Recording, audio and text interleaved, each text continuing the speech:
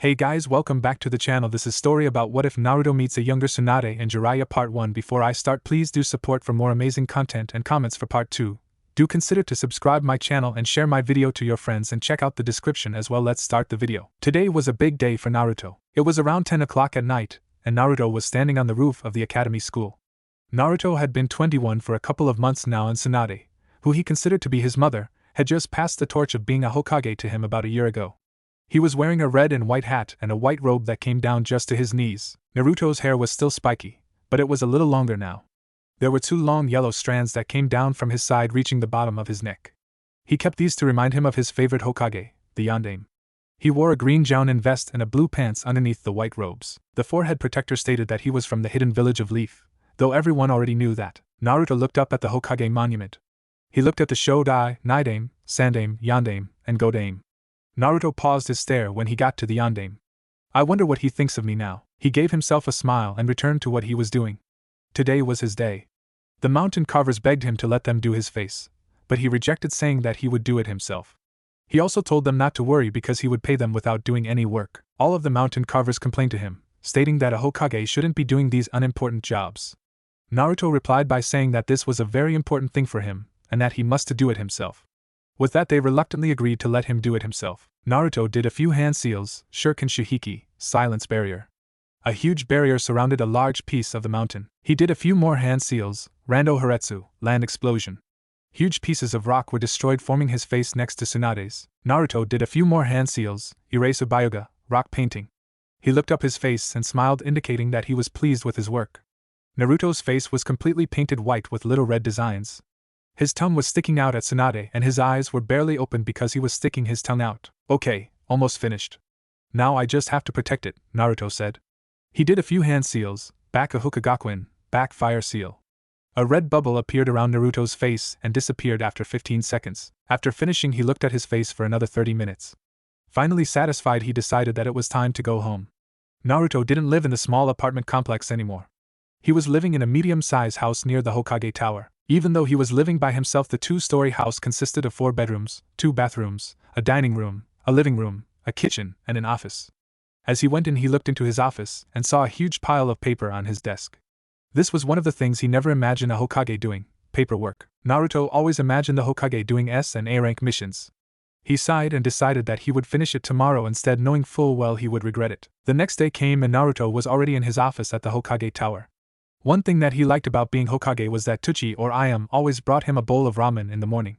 Of course, Tsuchi or Ayam always insisted on giving free bowls for Naruto, but Naruto always paid them. He always paid more than the amount because he knew that they had to travel pretty far to give him the ramen. Naruto had bought them a better and bigger location near Hokage Tower when he became Hokage, and their business bloomed, but it was still a far walk to the Hokage Tower. Morning ramen wasn't his only reason for buying them a new location. He felt that he owed them for feeding him when they also knew of the QB. They never banished him from their place like other businesses. He knew that because they've accepted him when he was young, they have also lost a lot of business. Hey Ayam. Thanks for coming by so early today, Naruto said to her. He looked at Ayam, who was a little older now. She was 26 years old, but still very pretty. He always thought that she was pretty long ago and very nice. Now that we're both mature and the age difference didn't affect us as much, maybe. No need for thanking me, Hokage-sama, she replied, interrupting his thoughts. This was one of the things he hated when he became Hokage. Everybody called him Hokage or Hokage-sama, and it irritated him. Even his longtime friends called him by this name now. She placed the bowl on his desk and began to leave. Before she got out the door, she reached into her pockets. Naruto had placed a wad of cash in her pocket, and she didn't even realize it, but she knew he would do something like that. We can't take this, Hokage-sama. You've already did all that you could for us, Ayam said to him. First off, stop calling me Hokage-sama, Ayam. You should know by now that I'm still Naruto. You've known me since we were little. Second, don't worry about the money. It's business, right? I ordered some ramen and I have to pay for it. I can't make rules and disobey them. If I don't pay for it, then it'll be stealing, Naruto told her. She thanked Naruto and left for the door. Before she got out, she turned around and smiled. I like your face on the mountain, but I don't think Tsunade-sama would approve of it. Naruto smiled back and answered, not like she could do anything about it. Tsunade came into the room about 30 minutes later with a pile of books. Tsunade was older, but still looked exactly the same. She was also Naruto's advisor now. He stood up to greet her, and he was a little taller than her now. When she entered the room, she didn't acknowledge his greeting but instead said in a calm, but serious tone, Naruto, I want you to change your face on the mountain right now. No, I like it. I don't want to change it, Naruto replied, looking at his paperwork. Change it, Naruto, Tsunade said louder this time, placing the books on the shelf. Why are you worried about that? Let's finish this paperwork. Fine, I'll change it myself. Tsunade turned to the door and was about to leave. I wouldn't do that, Tsunade Baba. I put a seal on it just for you, Naruto said, smiling. What? You put a seal on your face? Yes, Naruto still had his smile. Fine, I'll just get Jiraiya to remove it, she told him in a victorious voice. Go ahead, he won't do it once he finds out how it works. What would happen if a child decided to play on your face? Tsunade asked him, reminding him of his pranks when he was a little child. Oh, nothing. As long as they don't have the intent of removing my artwork, they can do all that they want to the face. It only activates when a person wants to remove the artwork, like for example you, Naruto told her. Tsunade was furious. She knew that she was defeated and there wasn't anything that she could do. If I can't change that face, I'll change the one sitting in front of me. She rolled back her sleeves and rushed towards him. Tsunade rushed forward to hit him, but before she reached him, he had already jumped up to the ceiling. Naruto was hanging upside down looking down at Tsunade. He knew that she wouldn't follow him.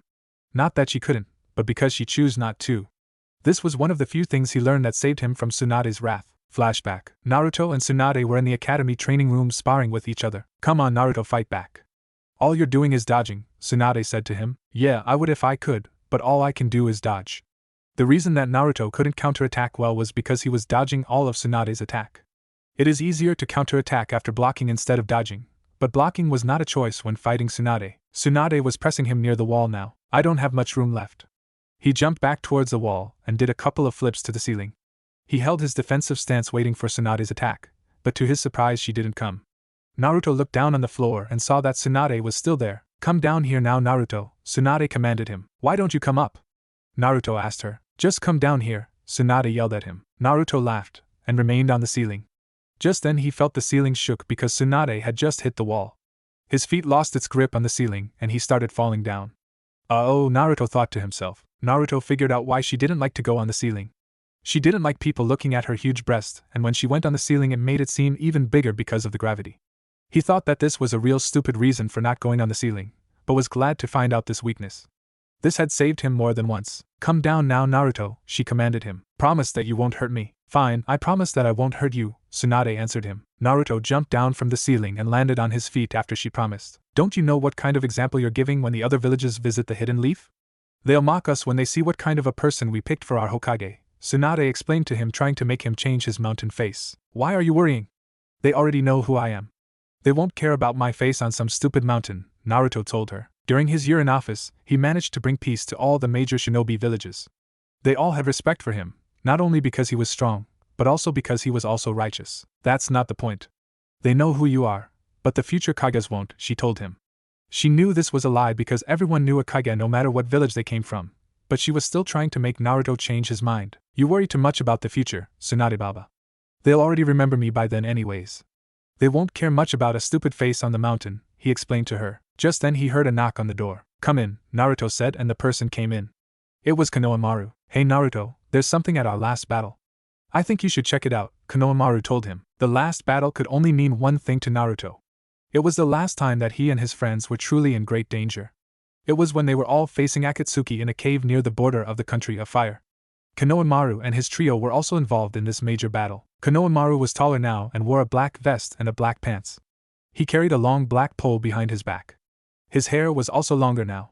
He received a medium-sized scar right below his left eye when he saved Naruto from the Akatsuki leader. Konohamaru was one of the few people who still called him Naruto, and he liked that. He was a jounin now and very talented just like his grandfather. After the death of his grandfather and uncle, Konohamaru worked very hard to become the best shinobi that he could, and it showed. Naruto could see that he lost some of his happiness and goofiness when he lost his grandfather and uncle, but he could see that Konohamaru still cared very much for his friends. After his grandfather and uncle died, Naruto looked after him like an older brother, and they became even closer because of this. Alright, let's go then, Naruto told him. He took off his Hokage robe and hat. Wait, you have paperwork, Tsunade said to him. You can finish it, Naruto replied. He grabbed his orange jacket and ran out the door. Naruto, damn you, Tsunade yelled after him when he left the office. They were hopping from branch to branch outside of the village when Naruto asked Konohamaru, so what did you guys find? I don't know. It looks like a small ball of energy. I don't really know what it is, Konohamaru told him. Did you guys touch it or do anything to it? Naruto asked. No, not yet. Neji tried using his Byakugan on it, but he couldn't see what it was. Sasuke also used his Sharingan, but it was the same result, Konohamaru responded. The excitement was getting to Naruto. Even though he was happy that the 5 major shinobi villages were at peace, the missions were getting boring. The thought of something unknown got his blood pumping. You're getting excited, aren't you, Naruto? Konohamaru could feel that something was making Naruto excited. Yes, if Neji and Sasuke don't know what it is, then it must be something big, Naruto answered him. Who's all there? Naruto asked as they were still traveling. Well, my teammates are there. The Rookie 9, Teen Guy, and the Sand siblings are there. They were the ones that found it, Konohamaru answered. The whole gang that faced Akatsuki, Naruto thought. Back in the office at Hokage Tower, Jiraiya opened the door. He was a little bit older now, but overall still looked the same. Don't you know it's rude not to knock first, Tsunade told him. She was sitting on the Naruto's chair and going through the pile of papers. Aren't we a good assistant? I just came by to see my former student. I saw his face on the mountain, Jiraiya laughed. I'm not his assistant, I'm his advisor, and his face isn't a laughing matter, Jiraiya. Can you change it or unseal it? Tsunade asked him while still sorting the pile of papers. No, I looked at the seal when I passed by and it's pretty advanced. It can only be unsealed by the user. If I tried to unseal it, I might get hurt in the process, Jiraiya told her. What will happen to you if you unseal it? Tsunade asked him. I don't know. That depends on what Naruto has done to it. It could cause major pain or be almost nothing at all. I don't want to take my chances though, he answered. Tsunade frowned. Stupid Naruto, putting a high-rank seal on his face. Anyways, where's our favorite student? Jiraiya asked her. He left to where his real last battle was, Tsunade answered.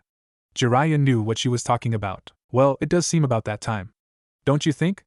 Jiraiya asked her. Tsunade clenched her chest and closed her eyes. She had on a sad smile. Her eyes was getting misty, but she fought back the tears and said in a small voice more to herself, yes, it does. Naruto and Konohamaru reached the place where they fought the Akatsuki members. It was already dark when they got there. The statue was still there. It had a face with 9 eyes, 8 of which were still glowing. It was wooden and had 2 arms coming out of the ground with a chain binding it together. Hey guys, Naruto said as he got there. So you decided to come, Hokage-sama, Neji said. Damn you guys. I'm going to make a new rule now since you guys won't listen to what I say. You all cannot call me that anymore. Call me Naruto, understand, Naruto said to the group. The group just looked at him. Got it? Naruto said a little louder. They all nodded. He looked at the tiny sphere to examine it. It was the size of a fist and completely black, but he could tell that the sphere was spinning, much like one of his trademark moves. Okay, now that it's settled. What do we have, Neji? Naruto asked him. Sorry, Naruto, but I can't see it. It seems like some sort of chakra manipulation. It also seems like there is a huge chakra pool in this tiny little sphere, he answered him. Neji was right. Naruto could feel the chakra pressure from the sphere when he started walking closer to it. What do you think, Shikamaru? Naruto asked the young man in the back. It's what Neji said. We don't know what it is, but it's something big, Shikamaru answered. Another cold voice came from behind Naruto. Even though we're at peace with the other villages, I don't think they should know about this. I agree with you, Gaara, Naruto answered. Naruto reached towards the spinning chakra sphere. What are you doing, Naruto? Sakura asked him in a loud voice. She was genuinely worried. They started dating about 5 years ago when they were 16. The relationship lasted 2 years and they both decided to break it off. Unlike most couples, they were still friends after breaking up. In fact, it made their friendship even stronger after finding out that they were better friends as opposed to lovers. Naruto looked at Sakura. What does it look like I'm doing? I'm going to see what it is. You don't know what will happen. What happens if you die? Ino asked him in a worried voice. Naruto laughed. Well, we won't know if we just stand here now, would we? This isn't something to laugh about, Naruto, Ino replied. Let him, Gaara said. What do you mean, Gaara? He could die, you know, Ino answered him. After the fight with Akatsuki, everyone felt a little more comfortable around Gaara. Look, the only other way that we can find out what it does is have one of you touch it. Naruto and I don't want that, so it'll be one of us. Since Naruto's so interested in it, he can touch it. Most likely nothing will happen. But what if something does happen? Ino asked. Naruto decided to answer. If something does happen to me, you guys will tell Tsunade and Jiraiya what happened here. Also, she should become Hokage again if something does happen, Naruto told the group. He wanted Konohamaru to become the next Hokage, but felt that he was still a little too young. Also, Gaara, you know what to do, Naruto said. Gaara nodded. He would have to keep the nations together if something wrong happened. Okay, here we go, Naruto said. He reached out his right hand and touched the sphere. Naruto went completely black and fell down. It was about an hour before Naruto got up. He looked around and saw that he was still in the same place, though the statue wasn't there anymore or his friends. Naruto was a little weak trying to get up, but managed to do so. After a few minutes he felt that something was wrong with him. Hey Fox, you there? He received no answer. Stupid fox, answer me. Again he didn't receive an answer. This confirmed his suspicion. The fox would always threaten him when he called it stupid. He walked out the cave, and to his surprise it was daylight. The sun suggested that it was around 12 o'clock. With nothing else to do, he decided that he would head back home and see if his friends were there. Maybe they're giving their report to Tsunade. Maybe they thought I died. But then why didn't they bring my corpse? It was late at night, and he still hasn't reached the hidden village of Leaf. He was jumping from branch to branch when he felt 2 kunais coming at him. Naruto immediately jumped back to avoid the kunais. He felt 2 chakras trying to circle him, one going to his right while the other going to his left. The 2 figures jumped towards Naruto at the same time with their kunai trying to stab his chest. He immediately dodged it and chopped the figure to his right on his neck and punched the figure on the left in the stomach. Both of the figures fell down immediately, examining their forehead protector, and he found out that they were from the hidden village of sand. Damn you, Gaara. I know you want to keep me in top shape, but don't you think that was a little unnecessary? I could feel that they really wanted to kill me, Naruto said out loud, cursing Gaara. Even though the nations weren't at war anymore, Gaara would sometimes send shinobis after Naruto just to keep him on his toes. He knew that Gaara didn't really want to kill him, just keep him ready in case one of villages decided to rebel against the peace treaty. Naruto continued on his path to the hidden village of Leaf. It was about another hour when he felt 2 familiar chakras. He gave himself a smile knowing that Jiraiya had come to visit. Hey Ero-sennin, Tsunade Baba, Naruto yelled and waved as he came closer to the 2 figures. Suddenly he felt the killer intent in both Jiraiya and Tsunade. Jiraiya immediately sent his hair towards Naruto. Naruto was too shocked to dodge and was caught by Jiraiya's hair. Tsunade quickly ran up to Naruto ready to punch him on the face. Focus Naruto or you'll die, Naruto thought, and he focused all this chakra to where she was going to connect. The hit sent Naruto 40 feet, while Jiraiya's hair was still holding on Naruto. Damn, they're serious. Maybe they had a little too much to drink, Naruto thought. Tsunade could still feel that the other person was still alive. What? He took a direct hit from one of my punches to the face. He should be dead, Tsunade thought to herself. Naruto managed to reach a kunai in his pocket and cut Jiraiya's hair to free himself. Doton, Yomi Numa, Swamp of the Underworld. A huge swamp appeared under Naruto, and everything about a half-mile radius was starting to sink. Naruto was still 40 feet from the 2. He jumped on top of a tree and did a few hand seals, Kage Bunshin. A clone appeared by him. He sent the clone towards Jiraiya. Jiraiya was watching the enemy come towards him. It seemed that he already knew what my move does. The enemy was getting closer and Jiraiya took a defensive stance. As the enemy came about 15 feet from him, the shinobi disappeared. Before Jiraiya could react, Naruto's clone had punched him in the stomach and Jiraiya fell down to the ground. Too fast, Tsunade thought. She was 10 feet to Jiraiya's right and saw how fast the enemy was. The shinobi was looking at her now. Tsunade punched the ground and it cracked, which caused the shinobi to lose hit footing. Taking this advantage, she rushed towards him and punched him in the face once more. Pop! Tsunade's eyes widened. A clone? Just then Naruto gave her a chop to the neck. Naruto grabbed Tsunade by the waist before she could fall to the ground and gently laid her down. He jumped back to where Jiraiya was at and put Jiraiya's arms under the back of his neck. Did you go on a diet, Ero-sennin? Funny, I don't smell any sake on him. He shrugged off the thought. With Jiraiya on his back, he jumped to Tsunade and laid him right by her. He looked at the 2 figures and an evil thought came to his head which made him laugh. Naruto put Jiraiya's arm around Tsunade and did the same thing with Tsunade. He put them real close together. That'll teach them, messing with me? He laughed to himself. Another thought came to him. They might catch a cold out here. Naruto took a knee and placed his jacket on top of them. I should be about an hour away from the office. He stood back up and began traveling again. Naruto reached the front gates, and to his surprise no one was there. Maybe everyone's asleep. It is kind of late. He jumped over the walls and quickly ran across the roofs to the Hokage Tower. I have so much paperwork to finish. When he reached the office, he was surprised to see that someone was already there. The person was busy looking down at some papers and he was also wearing the Hokage robes. Orochimaru felt his 2 teammates' chakra just disappeared and decided to go there to see what was wrong. For a second he thought that he also felt another person's chakra. When he reached the place where he felt his teammates' chakra disappear, he saw that Jiraiya and Tsunade were lying together under the most disgusting thing he saw, an orange jacket. He gave them each a slight kick to wake them up. To their horror, they were holding each other. Immediately they moved away from each other and stood up. I know you need Jiraiya for a rebound because you've lost Anne, Tsunade. But the ugly jacket has got to go, Orochimaru said to them both. We weren't doing anything, Orochimaru, Tsunade replied in a venomous tone. Orochimaru gave them a smile indicating that he didn't believe her. We have no time.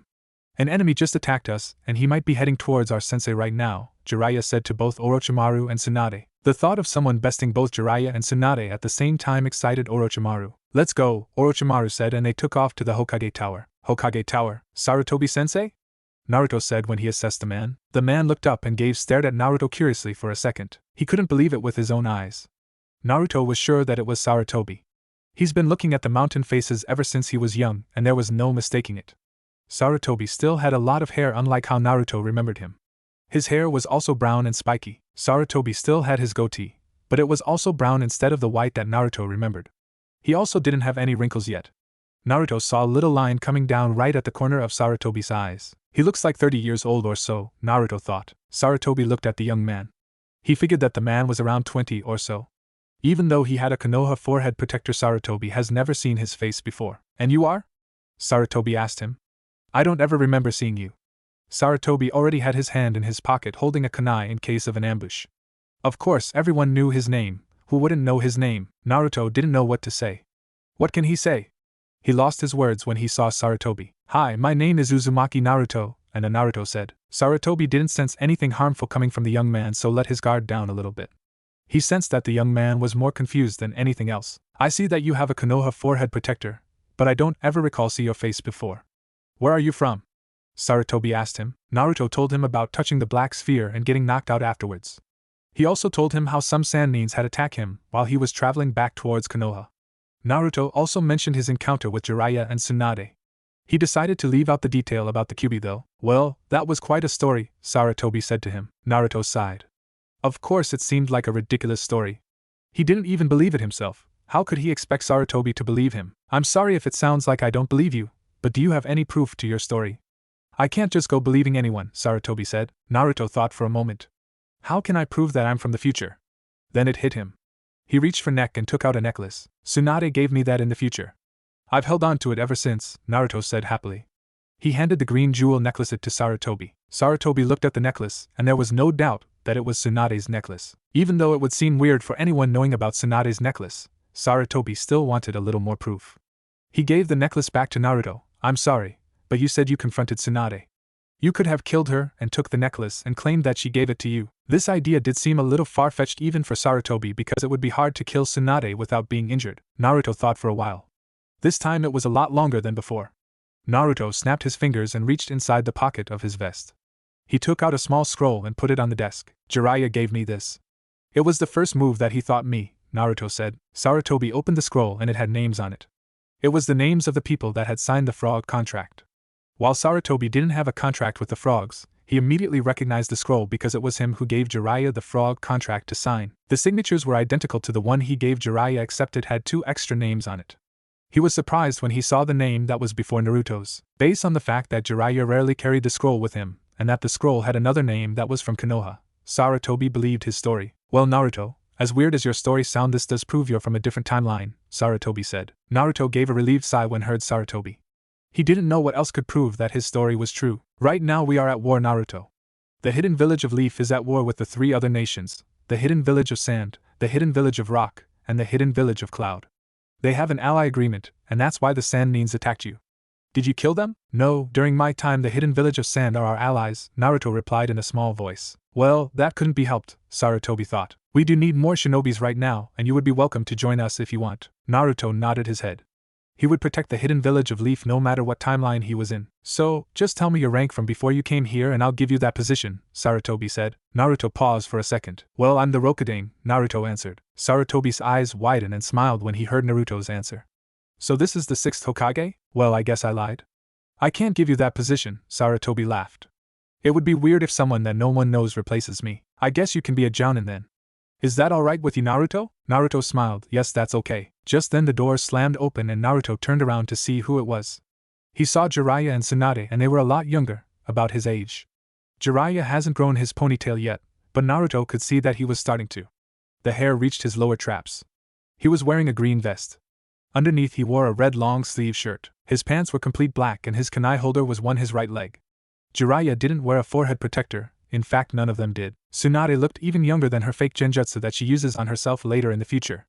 She hairstyle was the same pigtail style, only the hair was a little longer. She wore a fishnet underneath her purple short-sleeve shirt. She covered this outfit with a blue vest. Tsunade also wore the same blue pants that all shinobi wore. She also wore her kunai holder on her right leg. To his surprise he saw Orochimaru behind them. Snake Man's alive? Orochimaru was wearing a black long-sleeve shirt underneath his purple vest. His face was a lot younger than Naruto remembered. He had dark gray pants and taped the bottom half of his leg. Without thinking, Naruto immediately grabbed a kunai from his pocket and threw it at Orochimaru's face. Jiraiya grabbed the kunai before it even came close to Orochimaru. The three immediately got in their fighting stance. Just like we suspected, he's trying to murder Sensei, Jiraiya said. The trio was just about to charge Naruto when Sarutobi stepped between them and Naruto. Stop it, you three. I can take care of myself. I need to speak with this individual some more. Can you leave us? Sarutobi told them. But Sensei, Jiraiya said. He was interrupted by Sarutobi. I said don't worry about me. I can take care of myself. I trust this person and you should leave. We have some private things to talk about. Did I just hear Sensei right? He said that he trusts this stranger, Tsunade thought to herself. Did you put him in a genjutsu? Jiraiya yelled at Naruto. Of course he didn't. Do you sense anything strange? Orochimaru responded. Orochimaru began to leave. You're just going to leave this stranger with our sensei? Jiraiya said to Orochimaru. Didn't you hear what Sensei said, or are you deaf? He said for us to leave them alone, and it's not like he can't take care of himself, Orochimaru said as he was walking further down the hall. Tsunade followed and so did Jiraiya, but before leaving both of them gave Naruto an intense look of distrust. Sarutobi closed the door. I'm sorry about my students. They can get quite rowdy sometimes. Naruto nodded, stating that he understood. Orochimaru, Jiraiya, and Tsunade were walking together down the hall. So what do you guys think? Jiraiya asked them. I thought he was pretty weak at first because I didn't sense any killing intent coming from him. But I sure was wrong, Tsunade said. Orochimaru smiled when he heard this and said in a cocky tone mainly to Jiraiya, well, it looks like he knows a great shinobi when he sees one. He had an intent to kill me when he threw that kunai. Shut up, Jiraiya said. He knew this was true though. The young man had intended to kill Orochimaru. Also, that shinobi could have killed him already if he wanted to while he was knocked out. Jiraiya was furious. Orochimaru had beaten him once again, and this time he didn't even have to lift a finger. So where were we before my students interrupted us? Sarutobi said mainly to himself. Oh yes, our short supplies of shinobis. I'm pretty sure you've already taken a genin squad because you're a Hokage, so it'll be good if you can train a new squad. Sorry, but I was never a jounin instructor. Sarutobi was surprised. What? It's one of the requirements before becoming a Hokage. Are you guys that easygoing during your time? Naruto had no answer. Well, it looks like you'll get some experience then. You'll be taking care of Team 3. I'll leave it up to you whether you pass them or not. Go to room 115 at 9 o'clock tomorrow morning. I'm sure you know where the room is at. Naruto gave him a nod. Sarutobi said to Naruto, we don't have much room except a couple of rooms in the orphanage area. I know that it's not what you're used to, but I hope that you don't mind it there. Naruto thought back to his younger years. I don't mind, Sarutobi-sensei. He gave him a key. There was a number on the key tag. It's on the second floor. Naruto knew exactly where it was because it was his old house. We should also change your last name just in case someone might know your surname. What do you want it to be then? Naruto thought for a moment. He liked his surname, but Sarutobi was right. The Uzumaki clan was extremely talented and feared throughout history. How about Takahashi? Sarutobi thought for a moment. Sure, no one in this village has the surname. From now on you'll be Takahashi Naruto. Everything you do during this time period would be put under that name. I'll make you an identification card tomorrow. Just come by and get it. How old are you? I'm 21, Naruto said. Sarutobi smiled. Don't be lying your age now just so you can buy sake. I'm not Sarutobi-sensei, Naruto replied. Fine, I believe you. Sarutobi reached into his pocket. He took out a wad of cash and 2 bells. What's this for? Naruto asked. That's to get you some supplies for the house. There won't be any shop open right now, but I'm sure you can get a few supplies tomorrow. I'm sure you know what the 2 bells are for, Sarutobi answered. Naruto thanked him and went to the door. Wait, Naruto. I know this sounds real stupid since you're a Hokage and all, but we should keep your history just between us two for right now. Naruto turned around and nodded his head. He left outside and looked at the faces on the mountain. There were only 3 faces. I didn't even notice it. He really was in a different time period. When he got to his old apartment, he opened the door and saw that nothing was inside. The kitchen was to his left, and the living room was straight ahead. The apartment had a single bedroom and a single bathroom. The only supply was an old refrigerator and a small stove in the kitchen. It was getting pretty late now, and he decided that it was time to sleep. Naruto reached in his pocket and took out a scroll. He did a few hand seals unseal.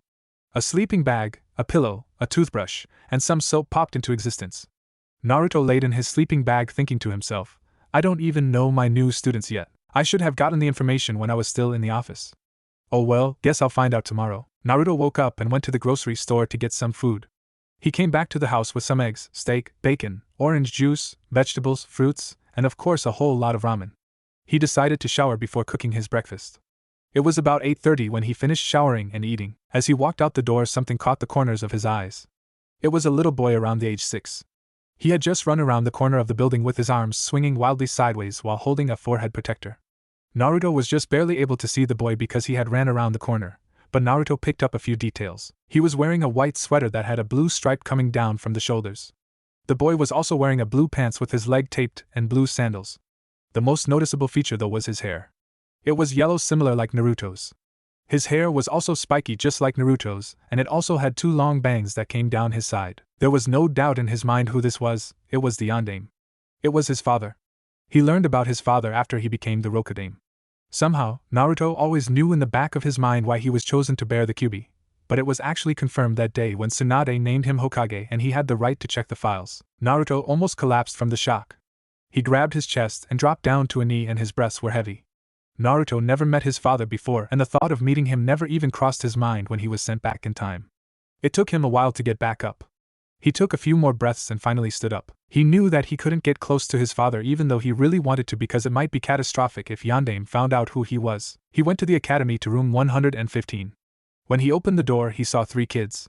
He also saw that the Yondaime was one of the kids, and a jolt went up his spine. "Hi, I'm your new Jounin instructor," Naruto said. They all gave him an interesting look. "Let's go on the roof so I can get to know you all better," Naruto told them. They nodded and followed him. "Okay, guess I will get to know him. Just stay calm now, Naruto." When they reached the roof, Naruto was leaning on rails. "So, let's get to know one another," Naruto said to them. "What do you want to know, sensei?" asked the little girl. She had black hair that she tied up in a bun. She wore a purple short dress that went down to her knees. "Stuff like your names, hobbies, goals, and dreams," Naruto said. "How about you first?" Naruto pointed a young boy that had short brown hair. He was wearing a black short-sleeved shirt and black shorts. His eyes were almost completely closed. His face had a round shape, almost chubby, but not quite there yet. "My name is Saito Seishin. My hobby is playing ninja. One of my goals is to be a good father to my future family," Seishin said in a loud voice. The girl immediately answered in a low voice when Seishin was finished. "Hi, I'm Kobayashi Kyoko. My hobbies are drawing, painting, and reading books. One of my goals is to become a strong female shinobi. My dream is also related to my goals, so that's it. I'm Nakashima Erasure. My hobby is training. My goal and dream is to become the best shinobi that I can so that I can protect my important people," Erasure said. "What about you, sensei?" Kyoko asked. "My name is Takahashi Naruto. My hobbies are training and eating. My goal and dream is to be able to one day shake the hands of my enemy without any grudge between us." Erasure raised his right and Naruto nodded for him to speak. "I've never seen you here before. We know all the Jounins and I don't ever remember you." The other 2 nodded in agreement. "They know all the Jounins? Damn, I didn't even know who was a Jounin or Chunin when I graduated except for Irika. I was on a long mission," Naruto lied, not knowing what else to say. Luckily they didn't question him further. "Okay, is that it? Are you guys ready for your first test then? I thought we went through all the tests already at the academy?" Seishin asked Naruto. Naruto smiled again. "That was just to see if you were qualified to become Genins. It doesn't mean that you will become Genins. If you fail this test, then you go back to the academy." All of their eyes grew larger when they heard this. "So are you guys ready? Get your gears and meet me at training ground 6, Naruto told the group. They nodded. Naruto went to the training ground first. There was a huge field about the size of a football that was surrounded by many trees. There was also a huge river. Did fate bring us together? He was still thinking to himself when he felt 3 familiar chakras coming towards him. Erasure, Seishin, and Kyoko landed on the open field where Naruto stood. The team saw Naruto take out 2 bells. "Your objective is simple. Retrieve the bell before 11 o'clock and you pass. Fail to get the bell and you fail. 2 of you might pass or maybe no one will pass. Come at me with everything you have or you won't get it," Naruto told the group. He tied the 2 bells on his waist. "Are you sure?" Erasure asked him. "Yes, that's why I told you to get your gear," Naruto said. "Okay, begin." The 3 immediately went behind them towards the trees. Naruto also jumped behind him to the other side. He made a clone and sent him out. They were all squatting on a tree branch. "So, do you think we can get the bells?" Seishin asked the group. "I don't know. One of us will get the axe though," Erasure said. "It's okay, we're all friends. No hard feelings for the one that doesn't get the bell, okay," Kyoko said to them. They all nodded. "Do you guys have a plan?" Kyoko asked them. Erasure snapped his fingers. "Okay, got it. Here's what we'll do." He told them the plan. "Everybody got it?" Erasure asked. "Yeah," said Kyoko and Seishin. "Let's go," Erasure said, and they left. Naruto was lying down on a high branch. So that's what they're doing. Pretty good considering they don't know that much jutsus. I'll guess I'll play along with them. He knew that there was no way they could get the bells from him, but it didn't matter because he also knew that they passed the test already. Naruto still wanted to test how strong they were though. Kyoko, Seishin, and Erasure came out into the field. They ran towards the clone trying to attack it. The clone easily blocked and dodged all their attacks. Meanwhile, the real Kyoko, Seishin, and Erasure were going to the tree where Naruto was located. They had sent clones of themselves to face Naruto's clone. They were at the tree squatting and watching the fight. They were waiting for a moment when Naruto would drop his guard. Now, Erasure thought. He was going to rush Naruto when he felt something holding his right wrist. What is it? You made us miss our chance, Kyoko, Erasure said. It's a clone, Kyoko answered him. She didn't know it was a shadow clone though. Naruto purposely did this to see if they would figure out that the clone wasn't him. How do you know? Erasure asked. He hasn't even made contact with our clones yet, Kyoko answered. What do we do know then?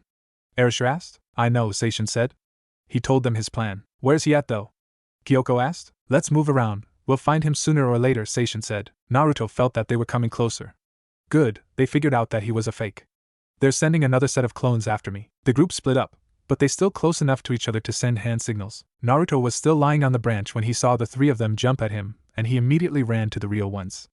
Naruto already figured out where they were hiding by sensing their chakra. Even though they were about 40 feet from them, he got there so quick that they couldn't react. Naruto was about 10 feet from Seishin. He pulled out 2 shurikens that were attached with a long wire. He threw it at Seishin and the wires wrapped around him, which caused Seishin to fall to the floor. Seishin, said Kyoko. She pulled out a kunai and jumped to his side to cut the wire. Naruto was still 20 feet from them. Always be prepared that your enemy might also know your plans, Naruto yelled to his team. Damn it, he already knew, Seishin said when he stood up. What now? Erasure asked. We've got to attack, Kyoko answered. Cover my back, guys, Seishin told them. They nodded. He knew it might not do much, but he had to try. He ran towards Naruto and did a few hand seals, Kanaku Irixu-jan, sinking illusion. Naruto immediately began sinking. He closed his eyes and focused, Kai. Kyoko immediately ran after Seishin and did a few hand seals of her own, Kishibu Kakuhan, tree branch whip. The tree behind Naruto immediately tried to strike Naruto. He managed to jump forward and dodge the tree. He turned his head back to look at the branch. Phew, that was close. When he turned around, he could see that Erasure was almost at his stomach now. Erasure reached for the 2 bells with his right hand. Naruto's eyes became a little bigger. Pretty fast. Just as Erasure was going to grab the bells, Naruto turned his waist and Erasure just grabbed air. Oh man, Kyoko and Seishin said when they saw Erasure miss. They were holding their hands in prayer when Erasure was trying to grab the bells. Their hands immediately dropped when they saw that they missed. Naruto smiled at the group. Almost, but almost doesn't count. Erasure jumped back to join the group. They were about 10 feet away from Naruto now. That's all I can do, Kyoko said. Me too, I'm out of ideas. If Erasure couldn't get it, then I don't know which one of us can, Seishin said. Are you guys giving up already? Naruto asked them. Of course not, Erasure replied. They all ran and attacked Naruto. He easily blocked their attacks. After a minute or so, he jumped back about 15 feet to distance himself from them. Let's see how fast you are then. He took out 3 shurikens and threw it at Erasure. One straight at him, while the other 2 lower and to each of Arashi's side. He didn't throw it at his fullest potential, but it was still pretty fast. Erasure saw the shurikens coming at him, and immediately tried to dodge it by going to his left side, but he lost his footing and began to fall. Naruto's eyes became wider. He looked at the lower shuriken that he threw. Oh no, he's not going to make it, Naruto thought. As the shurikens came closer to Erasure, he closed his eyes getting ready for the impact, and he felt 2 bodies covering him. Naruto immediately dashed in front of Erasure and blocked the shuriken with the palm of his right hand. The shuriken made a deep hole in the palm of his hand and blood was dripping from his palm. He couldn't catch it, but it didn't matter, as long as his team wasn't injured. He turned around and could see Kyoko and Seishin on top of Erasure, covering him with their bodies. Phew, that was close, Naruto said. He wiped his forehead with his uninjured hand. Let's say we call it a day, shall we? They all looked up. We can't yet, we have to get the bells, Seishin said. If we stop now, none of us will pass. It's not time yet, we still have about 4 minutes left, Kyoko pleaded. Naruto made a grin. They really wanted to pass, you all pass. What? We didn't get a bell, Kyoko replied. That wasn't the purpose of this test. The purpose was to see if you would put the team goals before your personal goals. You guys worked as a team and that's all that mattered, Naruto told them. Yeah, we all passed guys, Kyoko told them. Erasure and Seishin just smiled at her. I'll go to the office and see if there are any missions for us. I'll contact you if there are. As for no, you're free to go home if you like. Team 3 is official, Naruto said to the group and gave them a thumbs up. Oh wait up, Naruto took out a seal and did a few hand seals. Poof, there was a camera in Naruto's hand. Since we're official now, we have to take our picture. He set the camera on a low branch and went behind the group. Erasure was in the middle and Kyoko on his left side while Seishin on his right side. Everybody gave their biggest smile. Okay, now we're done, Naruto told the group. He went to the Hokage Tower and knocked on the door. Come in, Sarutobi said and Naruto went inside. Sarutobi gave Naruto his new identification card and asked, So how did your team do? That's why I'm here. They all passed, and I was just wondering if there were any missions that you would like to assign to us. Sarutobi sorted some of his paper. Alright, here's one. It's a C-class mission. You are to patrol the western border tomorrow from 10 a.m. to 1 p.m. It's daylight and there aren't that many enemies running around in daylight, but you still got to take caution. Naruto frowned a little. Don't you think a C-class mission is kind of high for a group of genins who barely passed their test today? Yes, but they have you with them. I'm sure you can handle this. He knew why Naruto was asking. There aren't a lot of D-class missions, Naruto. Remember that we're at a time of war. Naruto nodded. I know where Erasure lives, but I don't know where Kyoko and Seishin lives. Sarutobi grabbed a piece of paper and wrote down their address. He gave the paper to Naruto. Naruto left the Hokage office and thought about what to do with the rest of the day. Naruto decided that he would go to the store first to get some bandages and develop his pictures there. He would then buy some supplies for his house and go grocery shopping again, this time buying more things like some sauces, spices, and more vegetables. By that time the picture should be finished. After that he would go to the local restaurant to grab something to drink because he knew that he would need to relax. He would tell the team about the mission tomorrow. The man arrived in town around 4 o'clock. He had just finished his mission and was going to the restaurant to catch the latest gossip around town. The man was 27 years old and had white hair that stood up. Even though his hair was spiky, each strand of hair was a lot thicker than Naruto's. He also had a ponytail that reached just below his armpits. The man carried a white blade behind his back. He wore a black long-sleeve shirt that had a white canine tooth design on each shoulder. He wore a green jounin vest and blue pants which also had a white canine tooth for a design. He wore his forehead protector in the normal way. His name was Hataki Tsukumo. Tsukumo opened the door and walked in. There sure are a lot of people in restaurant today. He heard people talking, but couldn't make anything out because there was too much noise with all the talking. He saw his former students and went to sit by them. So Shibi, what's the latest gossip in town? Tsukumo asked his former student. Abirame Shiba was 12 years old and a chunin. He wore a tan jacket that covered most of his mouth and wore his forehead protector the normal way. Shiba always wore black sunglasses that covered his eyes. He sat by his teammate Hyuga Hizashi who was 15 years old and a jounin. Hizashi had completely white eyes. He wore his forehead protector the same way that almost everyone did. He was dressed in a completely white robe. Hizashi had long black hair and reached his back. Accompanying them was their other teammate, a woman named Inuzuka Tsum. She was 13 years old and was a chunin. Her hair was short and brown. On her face was a red tattoo on each cheek. She wore a purple short-sleeved shirt and a chunin vest with green pants. She didn't wear a forehead protector. Rumor has it that a new guy showed up in Konoha and is now working for us, Shiba said in an emotionless voice. Tsukumo ordered some sake. That's all? He asked. No, that's all. Another rumor has also been spreading saying that this person beat both Tsunade and Jiraiya at the same time. The amazing thing about the rumor was that he did it with ease, Hizashi answered Tsukumo. No way, it's only a rumor, Tsum replied. Why do you say that, Tsum? Tsukumo asked her while sipping on his sake. Because it's not possible to take care of them so easily, Tsum answered. I'm just going by what everyone's saying, Hizashi told his former partner. She rolled her eyes. Well, you shouldn't believe everything you hear. Is he someone we know? Tsukumo asked, interested about the new person. To his knowledge, the only people who could take care of the Sanins in the village were he and Sarutobi. Even he had a hard time when facing one of them. When they worked together it was almost impossible for them to lose, though seeing them work together was pretty rare. Each of them could cover their teammates' weakness so easily, and this made them hard to beat. He has beaten all of them together, but this only happens once in a while. That's good. At least this new guy's on our side, that's the thing. No one knows who he is. They say he's not even in the enemy's bingo book or anything like that. That's weird because for someone to be that strong and not be in any bingo book at all, that's just not right. The only thing I've heard is that he's working for us, and he is real strong. As a matter of fact, we haven't seen Jiraiya, Tsunade, or Orochimaru yet, so we don't even know his description. We can't even confirm his existence, Shiba said. No name, no description, a mystery man, Tsum said, more to herself. Interested? Tsukumo joked. No, she replied a little too quick. Naruto went to the only restaurant that he knew other than Ichiraku. He wanted some sake this time and Ichiraku didn't serve sake. Plus he was pretty sure it wasn't Ichiraku yet. Maybe Ayam's grandfather or grandmother might be operating the place. If they could cook ramen as well as her, then he'll be visiting them pretty often. Naruto opened the door when he got there, and the bar was full of people all talking at the same time. As he walked in, everyone stopped talking and looked at him. Okay, maybe I shouldn't have come here. He slowly turned around to leave when he heard a voice. Hey, do you want to join us? He looked to see who was talking to him. Naruto immediately noticed who it was. The resemblance so evident. This was Kakashi's father talking to him. He went to their table and took a seat. Even though people were talking again, Naruto could feel all the stares and he did not like the feeling. Tsukumo took out his hand for Naruto to shake when he came. My name's Hataki Tsukumo. What's yours? Naruto was happy to see the Tsukumo didn't wear a mask unlike his child. He remembered trying to get Hinata to show him how Kakashi's face looked like. Flashback. Hinata was so happy. This was the first time that Naruto had ever requested her for a one-person mission. She ran up the stairs and opened the door. Hi Hinata, Naruto said. Hi Hokage-sama, Hinata replied. Well, I've got a mission that only you could do, Naruto said to her. He thought about using Niji, but he knew that Hinata paints on her time off, so she would be better in this mission. He handed her a scroll.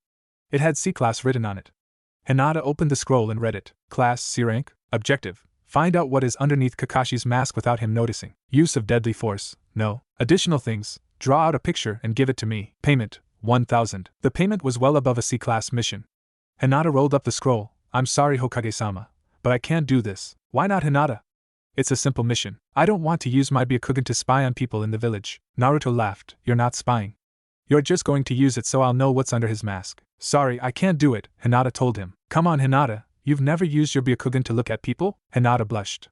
She did use it once to spy on how big Naruto is, and she found out that he was well equipped.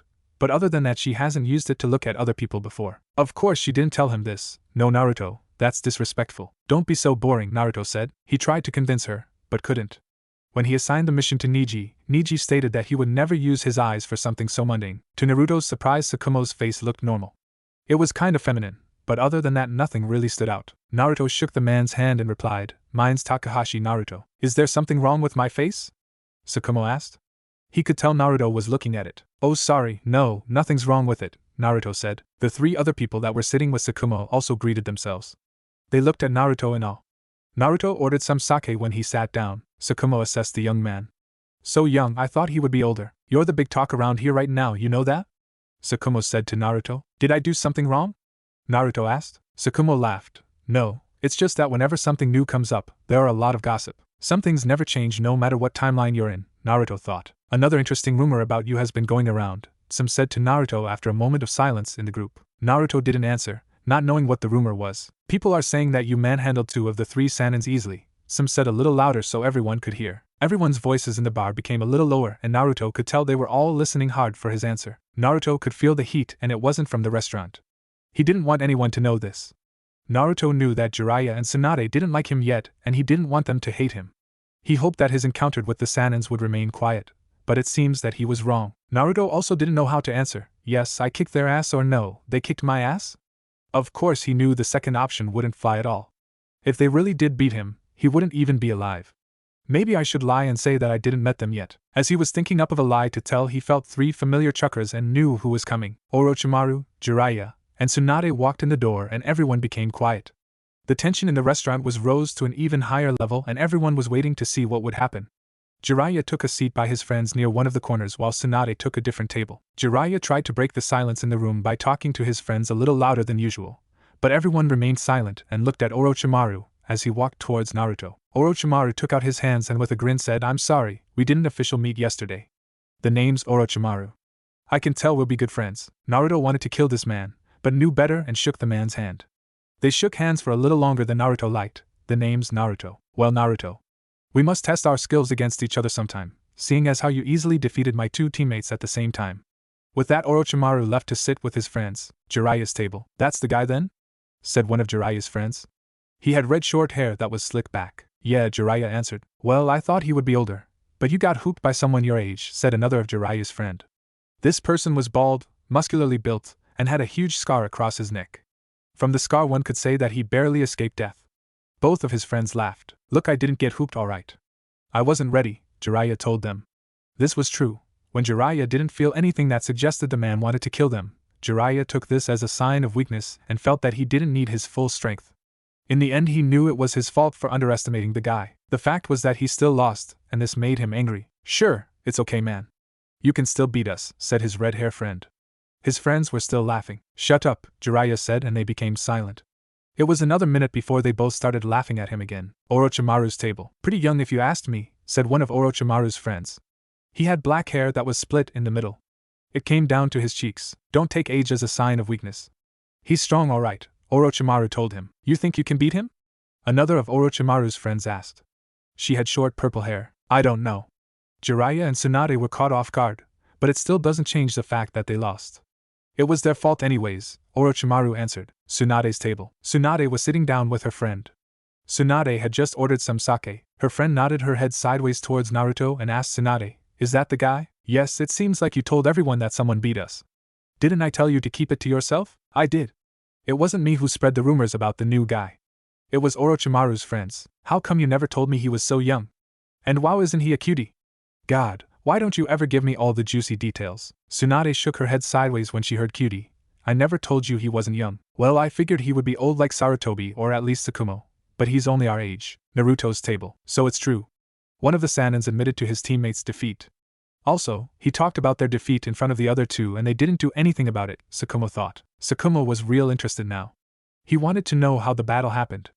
Tsukumo looked at the young man's hand wound and figured he probably received it from yesterday's fight with the two Sanins. It looked like he didn't come out of the battle unscathed. "How did you hurt your hand, Naruto?" Naruto raised his right hand. "Oh, this. I received it today when I tested my new Genin squad." Tsukumo and the other people at the table laughed real loud when they heard this, even Shiba. This didn't bother Naruto at all. In fact, he was happy that he was making some new friends. "We better watch out for those new recruits. They managed to injure someone who came out unscathed against two of the Sanins," Tsukumo said, holding his stomach. The group was still laughing at Naruto's statement. Back at Tsunade's table. "If you don't go after this guy, I will," said her friend. "Go ahead." Her friend looked at the table where Naruto was sitting. "Look, he even made Shiba and Hisashi laugh. That doesn't happen really often." "Who cares? You know what they say. You need a strong man for a strong woman, and this guy fits the bill. The only people stronger than you are Tsukumo and Sarutobi. And they're too old. Also, Tsukumo's engaged already. The only other people for you are Jiraiya and," she gave Tsunade a weird look, "Orochimaru." "Whatever. Come on, Tsunade. He must be real nice. You haven't even met him yet, and you're saying he's nice already." Tsunade just shook her head in disbelief. She almost couldn't believe what she heard. "I can tell." "You can tell," Tsunade said in an unbelieving tone. "Sure I can. If you want to see, I'll go and get him." She stood up and walked to the table where Naruto was standing. Tsunade tried to grab her wrist as she was leaving, but was too slow. When she reached Naruto's table, she took out her hands. "Hi, I never seen you here before, so I wanted to come by and introduce myself. My name's Uchiha Nyoko." She was around his age and height. Nyoko had dark black hair that was in a ponytail reaching her lower back. She left two bangs that came down her cheeks and reached just above her chest. Naruto could see that Nyoko was very fit. She had a small, but firm body with a slightly oversized breast accompanying her petite size. Of course, it wasn't as big as Tsunade's, just a little bit smaller, but very firm.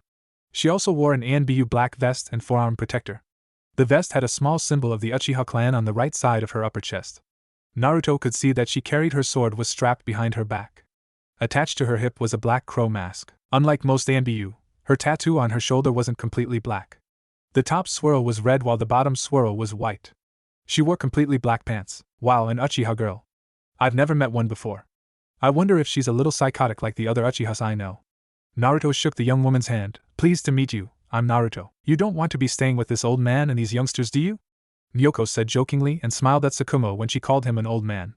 Tsukumo just gave her a smile back. "Sorry if it seems like I'm stealing him from you, Tsukumo," Nyoko said to him. "He can go wherever he wants," Tsukumo responded. They all thought Naruto would leave to join her and Tsunade because he might have been more comfortable with people his age, but they heard him say, "Sorry, but I think I'll stay here." "Why?"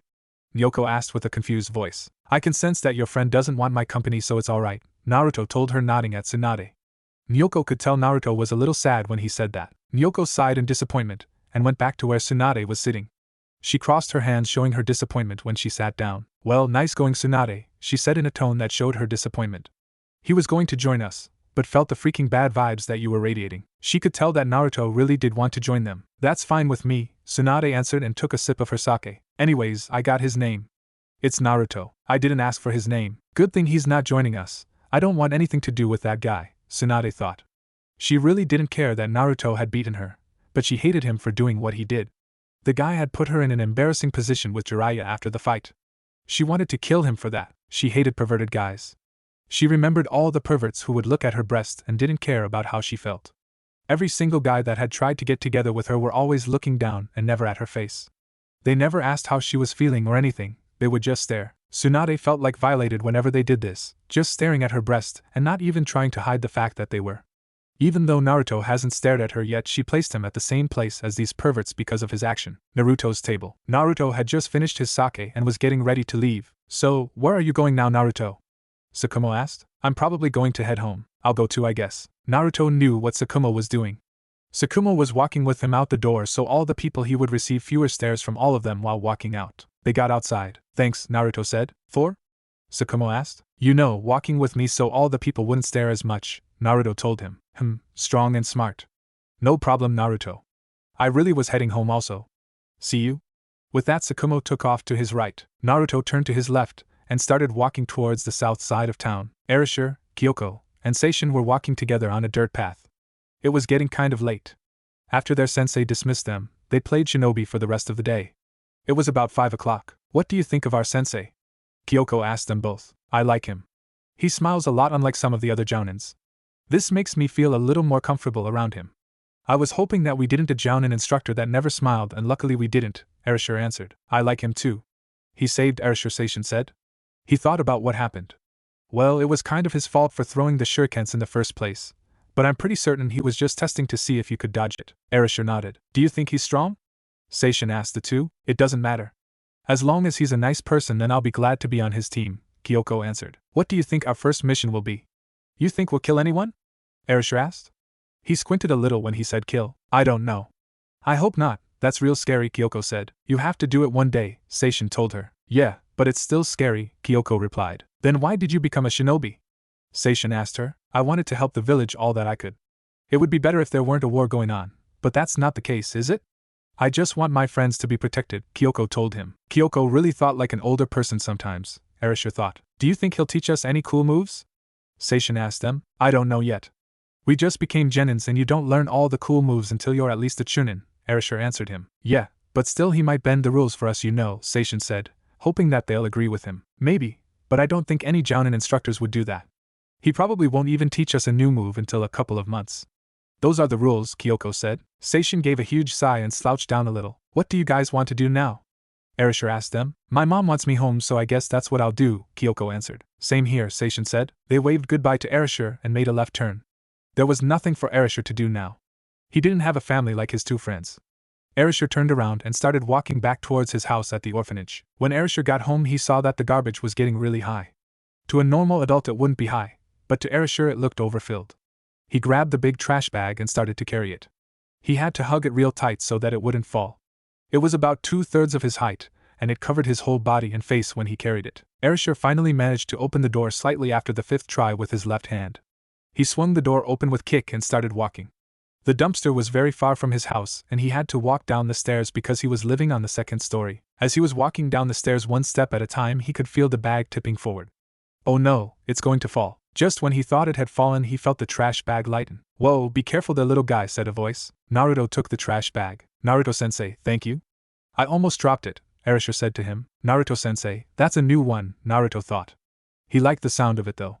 It was a lot better than Hokage-sama or Rokudame-sama. No problem, Naruto said, and he grabbed the large trash bag. Let's go throw this away, shall we? Naruto was carrying the large trash bag down the stairs.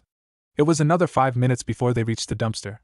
He threw the trash bag in. Thank you, Naruto-sensei, Erasure said. They were walking back towards the apartments. Why are you here, Naruto-sensei? Erasure asked him. Well, I was just going home. You live at the orphanage? Yep, that's where I live. I have lived there ever since I could remember, and I've never seen you. I just barely moved there yesterday. I'm on the 2nd floor. Me too, Erasure was getting happier. Finally a person he knew that also lived at the orphanage. The moment that thought reached his mind, he got mad at himself for getting happy. I'm sorry if I sounded happy.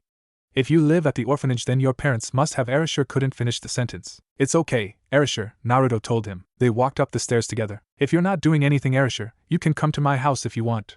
I'm going to cook when I get home, Naruto said to him. Arashi's eyes grew big. Nobody had ever invited him to visit their house. He's never been to another person's house, not even Seishin and Kyoko. Erasure knew that they would invite him if it was their house, but it wasn't. He could tell that their parents really didn't like him. Erasure gave a huge smile. Yeah, that'll be nice. They reached Naruto's house. He grabbed his keys and opened the door. It's not much, but make yourself at home. Erasure looked inside and his eyes bulged. His sensei's house was the coolest house that he's ever seen. The walls were light blue. He walked into the house. His sensei's house was small, but had almost everything. There was a huge black leather sofa near the right side of the wall. Erasure really wanted to jump on the sofa just to see how it feels, but knew his manners. There was a small dark brown desk with smooth edges. It was located on the left side of the room and a stand-up lamp. On the desk stood a picture frame. Naruto had already developed the picture that they took earlier today. In the middle of the living room was a carpet that had a very plain, but cool design. It was a circle-shaped carpet that was completely red with a spiral design that met in the middle. Straight ahead was a shelf, stuffed with all kinds of books and scrolls. Erasure looked into the kitchen and saw that the stoves were not like his. They were black and completely new. They had soft edges also instead of hard pointy edges like his stove. The white refrigerator had a soft shape to it also. Erasure could see that it even had a place that ice can pop out of. He saw someone operating the ice machine on a refrigerator similar once when he was looking for a table. There was a small light brown dining table in the middle of the kitchen. It also had soft edges like everything else. A dim light also hung from the ceiling right on top of the dining table. He saw Naruto heading to the kitchen. "So, what do you want to eat, Erasure?" Naruto asked him. Erasure didn't know how to answer. He never knew that much about food. The only thing that he knew how to cook was beans and baked chicken. Erasure took a seat on the couch. It was far more comfortable than he imagined. "It doesn't matter." "Okay, I'll just cook something up then," Naruto answered. Naruto grabbed some vegetables and beef. He also took out some of the spices and sauce that he bought and began cooking. It was about 40 minutes before he was finished. He set the 2 plates in the dining table. Erasure came and sat down on the chair. The food smelled delicious. He took a bite and it was the most delicious thing he ever tasted, though that didn't say much having never tried many different dishes. Erasure finished his plate at the same time that Naruto did. "Do you want another serving?" Naruto asked. Erasure thought that it would be rude to say yes, but he really liked Naruto's cooking and it was hard to resist. Naruto could see what he was thinking. "Erasure, you don't have to be worried about being rude or anything like that. I don't want you going hungry. I made a lot anyways." After eating, Naruto washed the dishes. At first Erasure was shy and a little silent, but after a while he couldn't stop talking with Naruto. He was real comfortable around Naruto. They continued talking for a long time until it was very late. The time flew by so fast that Erasure didn't even know that it was already 11 o'clock. Erasure looked at the clock. "I guess I'll be going home now. It's getting real late." "Okay. I'll see you tomorrow. Remember, we have a mission. Come by whenever you want to." "Okay." Erasure nodded at his sensei. He walked back to his house. After being at Naruto's house, his house seemed worse than usual. Erasure had his head down as he walked a few doors down. He opened the door and went inside. Sometimes Erasure wished he had a family. Even though Seishin and Kyoko were his close friends, he often wondered what it would feel like having a real family. He never knew what happened to his father and mother. He just heard that they went on a mission and never came back. This happened a lot to shinobis. Not all deaths were accounted for. Even though this was the most likely case, he would wait near his door every night for about 15 minutes before bed, just hoping that someone would knock on it and pick him up. It was about 12 o'clock when he decided to leave the door and go to bed. Naruto was lying on his bed thinking to himself. His father was a good kid, almost like him minus the pranks.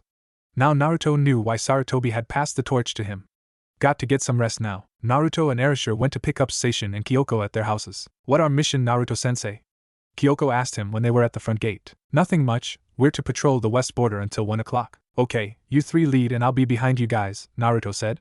He knew that it was daylight, and if there were going to be any attacks during daytime, it would most likely come from behind. They nodded and took the lead. They were jumping and flipping through the trees. "Naruto-sensei, can I ask you something?" Seishin said. "Well, you just did," Naruto laughed. "But go ahead, what's on your mind? Can you teach us a cool jutsu?" Seishin asked him. "You shouldn't be asking Naruto-sensei to show us a jutsu. He'll decide when it's right to show us a new jutsu," Kyoko told him. Naruto answered, "Sure, why not? When we get back I'll show you guys a new move." They were all surprised at his sudden answer and looked back at his face to see if he was lying. They could tell that he wasn't lying to them, for Sand Shinobis were scouting their new victims. They were traveling alongside the group, but far enough so that they wouldn't get caught. One of the shinobis returned from scouting the group. This shinobi was a girl. She had black small eyes and very short blue hair, shorter than most guys. She didn't wear a vest, only a long-sleeve blue shirt and pants. Her name was Few. "How many people are there and is there anyone strong in the group?" The orange-haired shinobi asked. He knew that if someone strong were there, Few would know. He only wore a green vest, showing his arms. There was a huge scar on his left shoulder. His name was Igo, and he was the leader of the group. 3 kids and a shinobi that I've never seen him before. "As you know, I've also been through information files at least 100 times now," Few answered. She was the information person in the group. "He's probably a weak shinobi then," answered an older man about 30 years old. He was bald and had 2 mechanical right hands. His name was Choin. "Don't underestimate people. That will get you killed on the field," Igo said. "I'm still living, aren't I?" Choin answered back. "Should we take them out then?" This time it was a young shinobi that asked. He wore his forehead protector like Ebisu and he was the newest member of the group. His name was Waki. "I don't want to waste my times on new recruits," Choin said. "No, we will attack," the leader interjected. You never know when one of these new recruits might become the next Sannin, or White Fang. It's better to kill them now and never let them have a chance to grow. Fine, I get the leader then, the Choin said. No, we will attack him together, the leader said pointing to Choin and Fu. Waki, you go after the children. Fu doesn't know his abilities so it's better for us to be cautious and send 3-person at him, the Igo replied. But Fu said that he was weak, Choin told him. Fu never said that he was weak. She said that she didn't have information on him. That doesn't automatically mean that he's weak, Igo replied. Waki looked at the two shinobis. He's been in the group of only a couple of months, but he noticed many things. Even though Igo and Choin were similar in skill level, he could clearly see why Igo was the leader of the group instead of Choin. Alright then, what's the plan? Fu asked her leader. It looks like a patrol duty only. We'll keep an eye on them until they start heading home. That's when we'll attack. Most shinobis are vulnerable when they go back home. Some of them think too much about what they're going to do when they finish their mission, and this can be an advantage for us, Igo replied. The group nodded. Naruto, Erasure, Kyoko, and Seishin were patrolling the western border. Naruto was glad that nothing happened. Well, I guess it's time to head back, guys, he told them. Ah man, we didn't even get to do anything, Seishin replied. It's better like that, Naruto answered. Seishin didn't agree though. The group was going back home. Naruto was traveling about 10 feet behind the group. Igo was about 100 feet behind his victims. He did a few hand seals, Irasu Hando, rock hand. Naruto immediately felt something coming from the ground and jumped up. A huge rock hand came from underneath him trying to grab him, but it missed. Erasure, Kyoko, and Seishin looked back when they heard the noise. Naruto-sensei, they all screamed at the same time. Naruto felt someone closing in on him, and he twisted his body. The older shinobi barely missed his punch to Naruto's stomach and instead it caught Naruto's vest which caused it to tear. It was supposed to be Fu's turn to attack, but she knew better. The guy's movement was too fast for her. If Choin's surprise attack missed, there was nothing she could do against him. She took her only other option. Fu went behind the little girl. She doesn't even notice me. Naruto looked down and saw an enemy behind Kyoko. Kyoko! He screamed. Naruto immediately took out a kunai and threw it at Kyoko. Kyoko was frozen in fear and the kunai was traveling too fast for her to do anything. Her life flashed before her eyes. Did Sensei just throw a kunai at her? This was it. She was going to die. Her young life is over and she hasn't even did anything yet. The kunai barely scraped the left side of her cheek and a drop of blood fell down. Feeling some liquid drop on her shoulders, she turned around to see what it was. What she saw scared her. A kunai had hit a shinobi's eye and blood was running out of the shinobi's eye violently.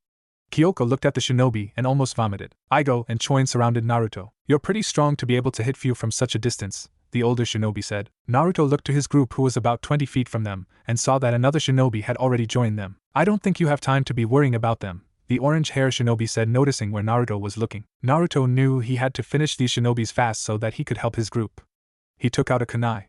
He ran to the orange-haired shinobi and tried to kick him, but missed. The orange shinobi jumped back, but before he could do anything he felt a kunai in the back of his neck. Naruto had just appeared behind him and stuck the kunai straight through the back of his neck and through the Adam's apple. Igo dropped to the floor motionless. Naruto immediately went to the older shinobi and tried to stab him in the stomach, but found something was wrong. The shinobi took this opportunity to and sent a 1-2 punches to Naruto's cheekbone and mouth, which caused Naruto to be sent back 10 feet. Naruto immediately got up and wiped the blood from his mouth. Are you surprised? The shinobi asked. His whole body must be mechanical, Naruto thought. There's nothing you can do, Choin said to him. Naruto brought up his right hand. Suddenly there was a small blue ball swirling above his hands. As Naruto came close to the man, Choin tried to hit him, but Naruto was too fast. He dodged the punch and said, Rasengan. He aimed the Rasengan at Choin's stomach. Choin couldn't believe it, but he felt his stomach being torn apart. It was about 2 more seconds when Choin was ripped into many pieces that flew in many different directions. Naruto's face was covered in blood after the attack. He looked to where his team was at so that he could help them, but to his surprise he saw them all looking at him. Amazing, the 3 said all at once in an excited voice. They all had eyes that showed that it was the most amazing things they had ever seen. Naruto reached into his pocket and took out a scroll. He did a few hand seals and poof, a towel popped up and he wiped the blood of his face. Naruto looked at Kyoko and saw that he had injured her when he threw the kunai. Sorry about that, Kyoko, are you alright? He asked her, also wiping her face. Kyoko nodded. Naruto did a few hand seals and said, Kage Bunshin. 2 clones popped up. Naruto grabbed Erasure and put him on his shoulders. The other 2 clones grabbed Kyoko and Seishin and did the same thing. Come on, we're about 15 minutes from the village, Naruto said to them. The students are well trained, even more so than me when I was a genin. When they got into town, Erasure, Kyoko, and Seishi was still on Naruto and his clone's shoulder. They were explaining happily to Naruto how they took care of the shinobi. Kyoko trapped him in a tree and I tried to slash his neck, but he got out somehow, Seishin was saying. But right as he got out I managed to stab his heart, Erasure said. Naruto was enjoying their story. Sensei, what was that jutsu? It was so cool, Seishin said. No, it was beautiful, Kyoko said. No, it was powerful, Erasure said to the other two. The three were still arguing whether it was cool, beautiful, or powerful when Naruto saw two figures walking in opposite direction. It was Tsunade and Nyoko. The real Naruto smiled and waved at them as they passed by. Nyoko smiled and waved back, but Tsunade just walked past them without giving him a look. Why didn't you greet him, Tsunade? Nyoko asked her. I don't feel like it. Well, I told you he was nice. Tsunade was confused. Did he prove it or something? Yes, didn't you see the kids? They were all happy and having a good time. Kids tell the truth because they're so young and innocent.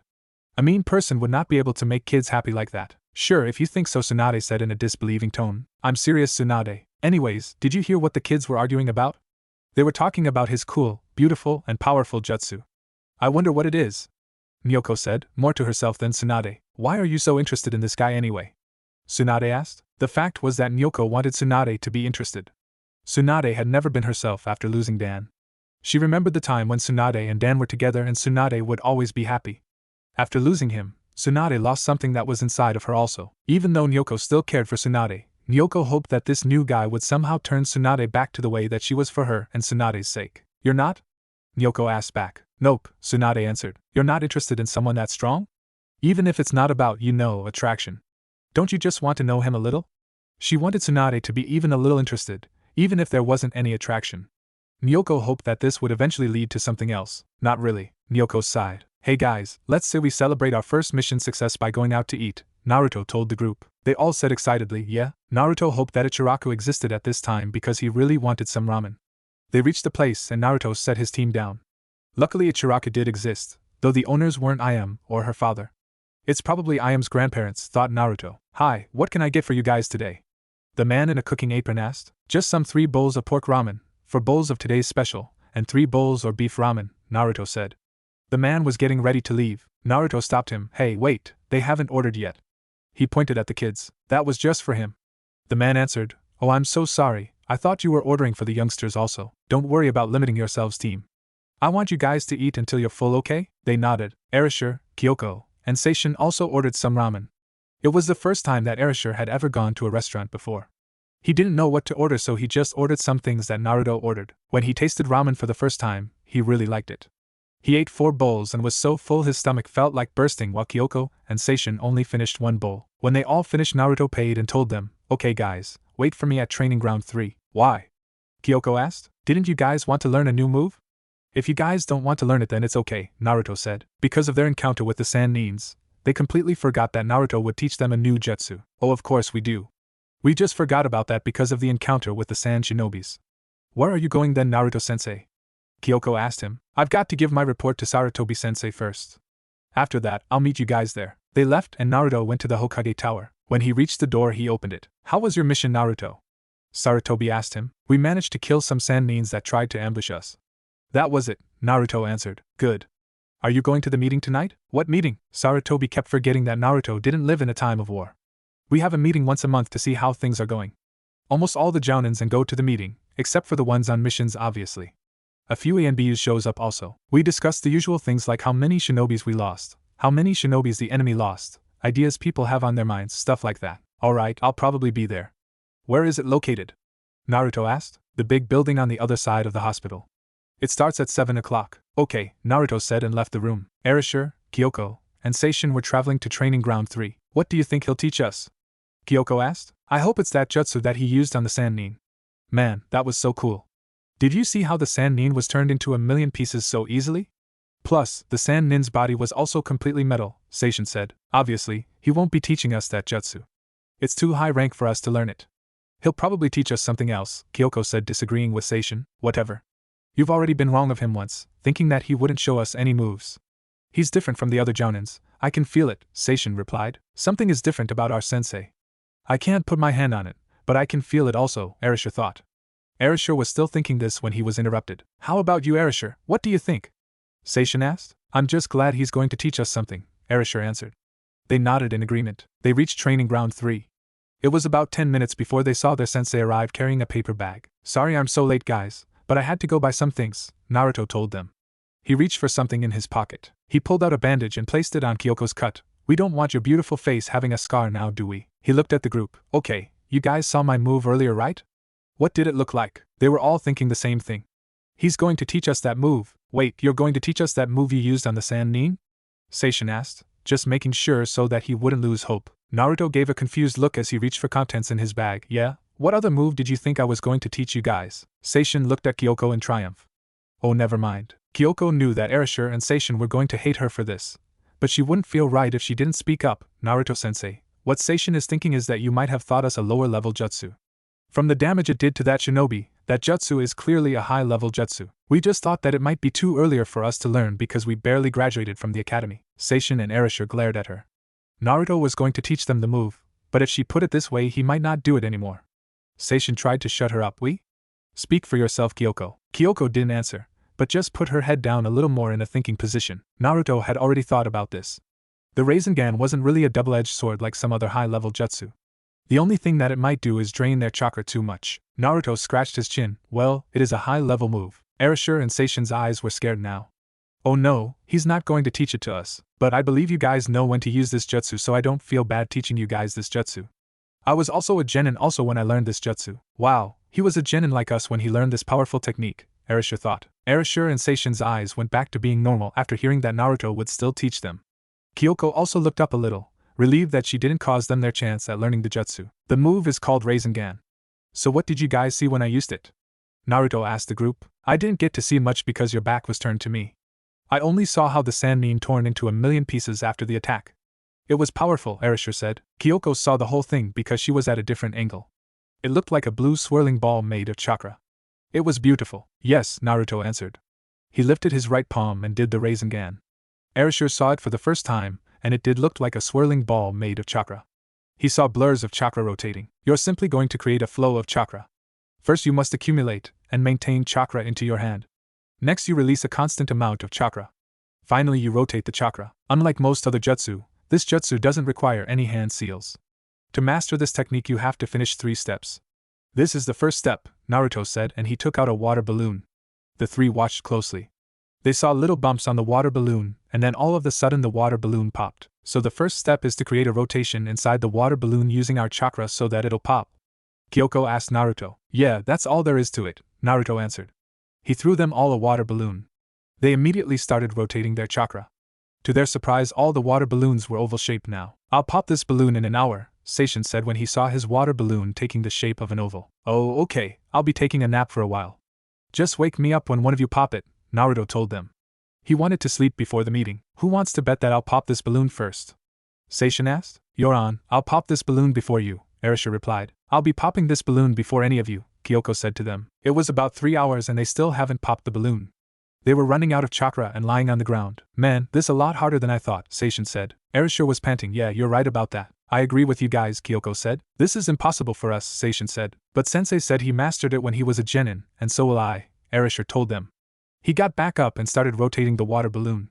It was stretching out a lot, but that was it. Naruto got up around 6:30 and saw them still rotating the water balloon. I've got to go to a meeting right now.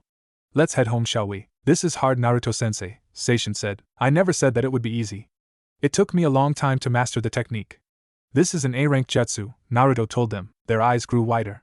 They knew it was a strong technique, but they didn't know it was an A-rank. They nodded, stating that they understood, and went home still holding their water balloons. He could see that something was wrong with Kyoko during the whole time, so Naruto decided to follow her. As she was about 1/2 a block from her house, Naruto appeared beside her. What's wrong, Kyoko? Kyoko looked down. Nothing. I can tell something's bothering you. You can tell me, Naruto said. Okay, but promise you won't tell or mention it to the other 2, she said. Okay, I promise, Naruto replied. Well, it's just that I didn't want to be a shinobi who she couldn't think of the word. Always went by the book, Naruto filled in the blank for her. Yeah, something like that. When I told you about how it might be dangerous for us to learn a powerful jutsu, Erasure and Seishin got real mad at me. It hurt, but I wouldn't have felt right if you thought it to us without knowing that genin shouldn't learn a powerful jutsu like that yet. Naruto bent down in front of her and put his hands on her shoulder. You did the right thing, Kyoko. I'm proud that you stood up to what you believed in even though you were going against your friends. That takes courage. One day they might try to learn something or do something that is too dangerous, and you're going to be the one that stops them. You're the one that will have the right way of thinking. Even though Naruto said this, he knew that he would have reacted the same way as Erasure and Seishin when he was younger. Now that he was older, he knew Kyoko was correct. It was really good to see that at least one of his students was cautious. But it still doesn't feel good. Sometimes doing the right thing won't feel good, Kyoko. I also thought about how dangerous the jutsu was before teaching you guys. If I felt you guys weren't ready for it yet, then I would have waited, Naruto said. Thank you, Naruto-sensei, Kyoko said and hugged him. For what? Naruto asked. For saying that I did the right thing. Even though I thought it was the right thing, it's comforting that you also agree with me, Kyoko told him. Naruto just smiled at her. No problem. I got to go to the meeting. He told her goodbye and left. Naruto reached the meeting room and walked in. This time there was even more people than the time at the restaurant, and the whispers were louder. Naruto saw Nyoko waving at him, and could tell that she wanted him to sit by her. He waved back, but decided to take a seat by Tsukumo instead near the back of the room. Everyone was giving him a glance now and then. Hey Naruto, did you get beat up by your genin team again?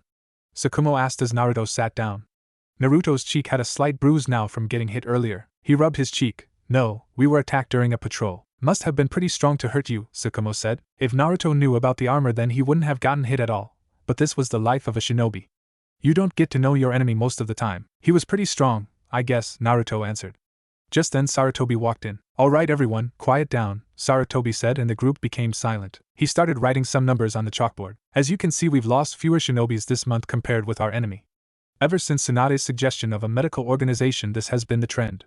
But the enemy still has a lot more shinobis than us, about a 4-to-1 ratio, Sarutobi said to the group. He could sense that the people weren't paying attention to him. What's the problem?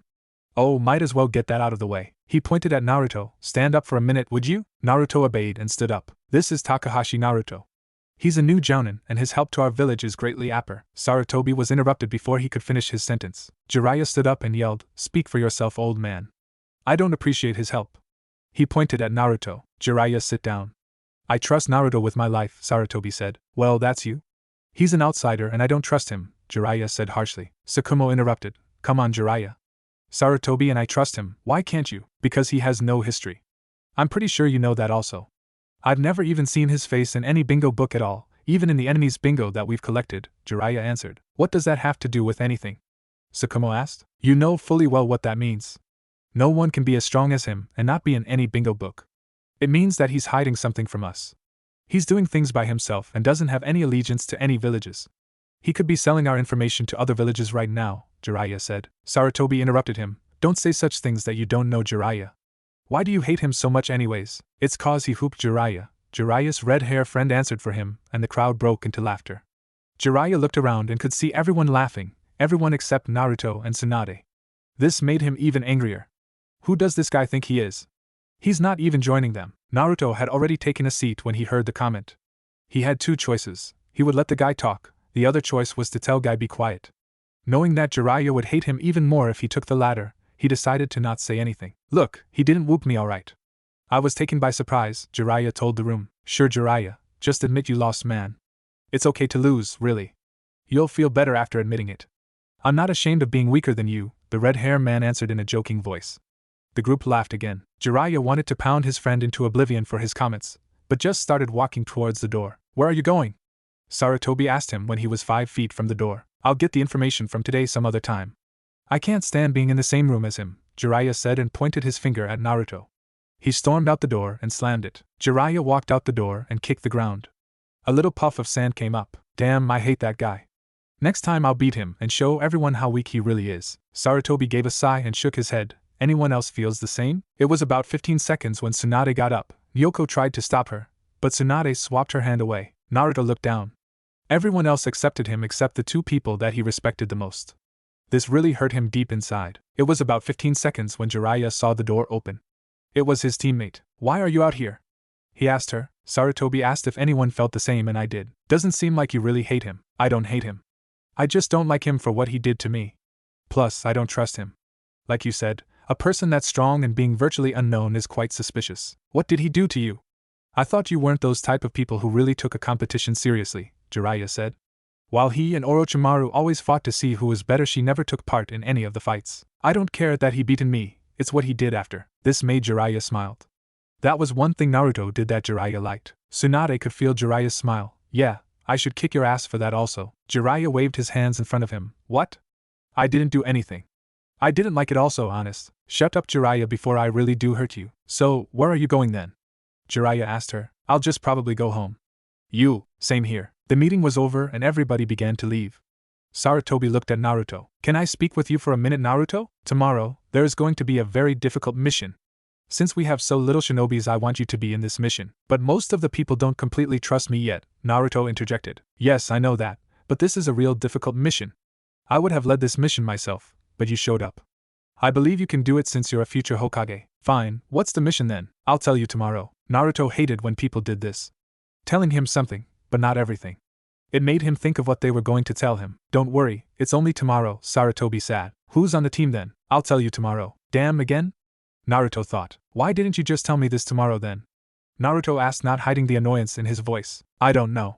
I just wanted it to be on your mind, Sarutobi laughed. Damn you, old man, Naruto said to him. This made Sarutobi laugh even harder. I'll see you tomorrow, Naruto. Come to my office at 10 o'clock in the morning. Naruto knocked on Sarutobi's door. Come in. Naruto walked in and saw 3 people. It was Jiraiya, Tsunade, and Nyoko. He gulped and stood next to Nyoko. Alright, since all of you. Wait, he's going on this mission? Jiraiya asked, pointing at Naruto. Yes, he is. As I was saying, why can't someone else go, like Sakumo or… Jiraiya hated himself for what he was about to say, Orochimaru. They're on their own mission. Fine, I won't accept this mission then, Jiraiya replied. You will accept it, Jiraiya, Sarutobi commanded. This is very important. Can't you even see that I'm using some of my strongest shinobis just for this one mission? Jiraiya gave a loud sigh. Good. As I was saying, Naruto will lead. Jiraiya interrupted again. It's bad enough that he's going with us, but he's going to lead us?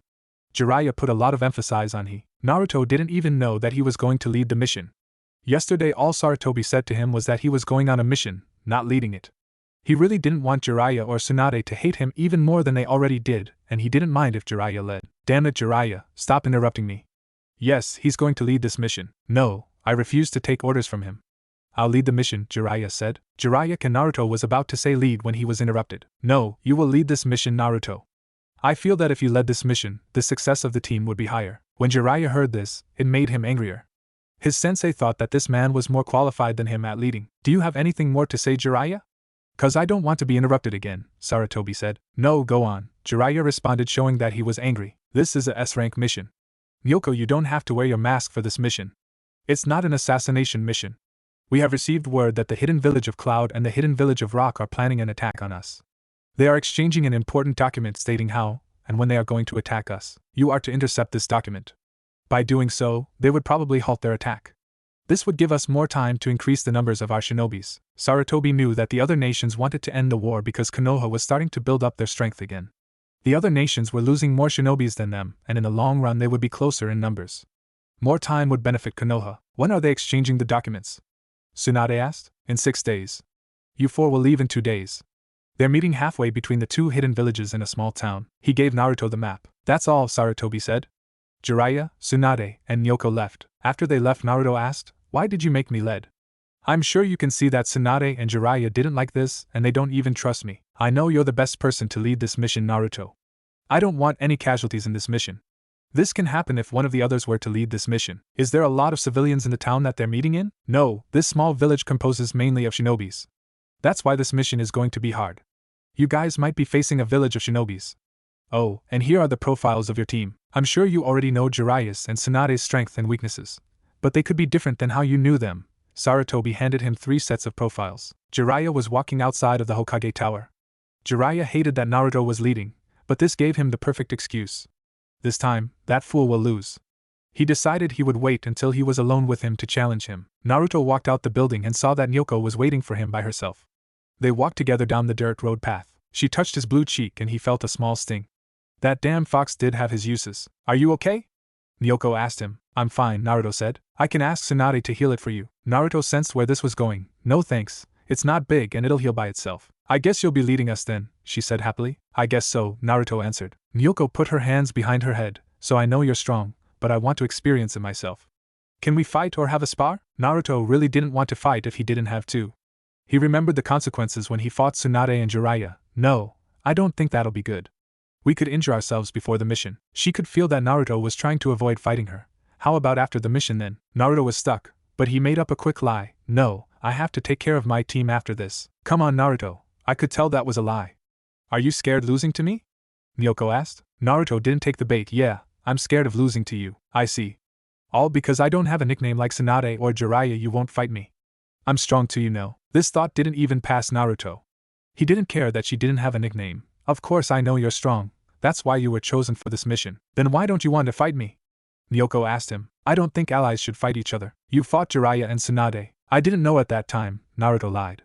The fact was he was defending himself. This confused Nyoko.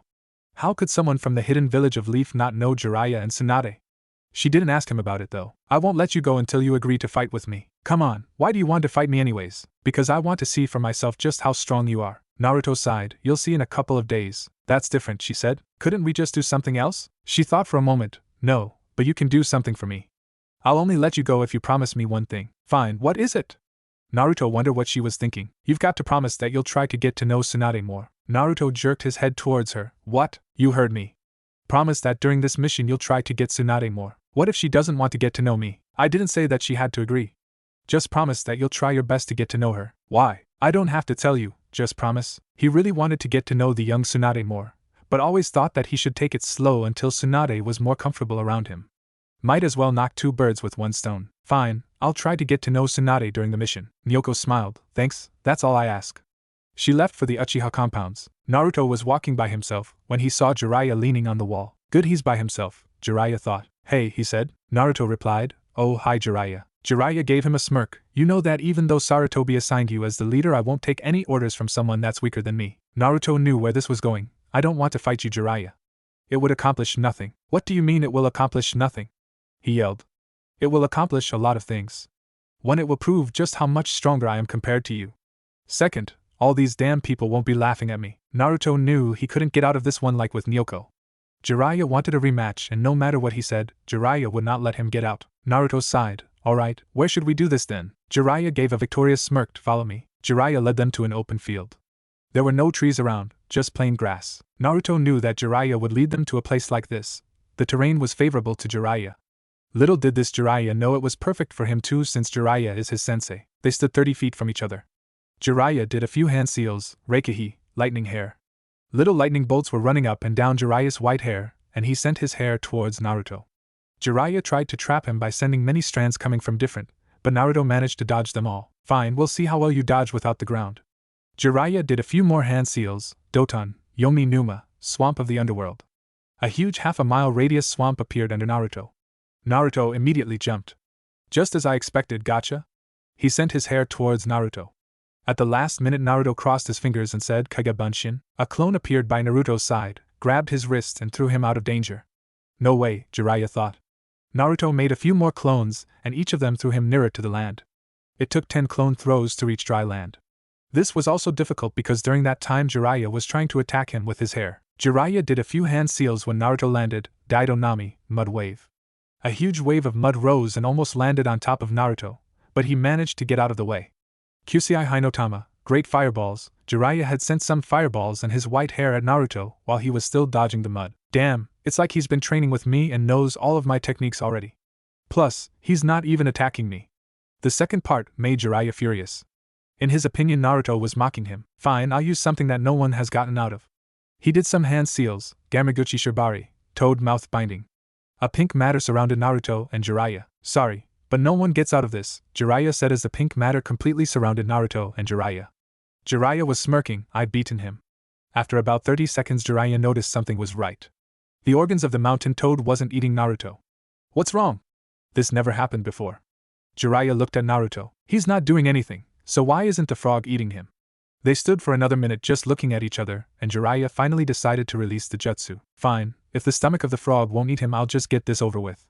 Jiraiya bit his thumb and did some quick hand seals, Kuchios no Jutsu, summoning. Jiraiya was standing on the huge frog's head.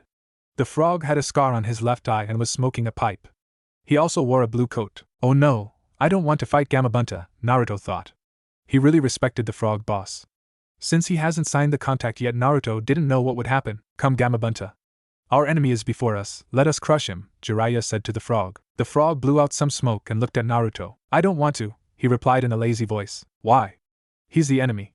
We have to kill him, Jiraiya said. I can clearly see that he's not an enemy, Jiraiya. Using me to fight a spar. I should kill you for that, Gamabunta said in an angry voice. Jiraiya was a little scared now.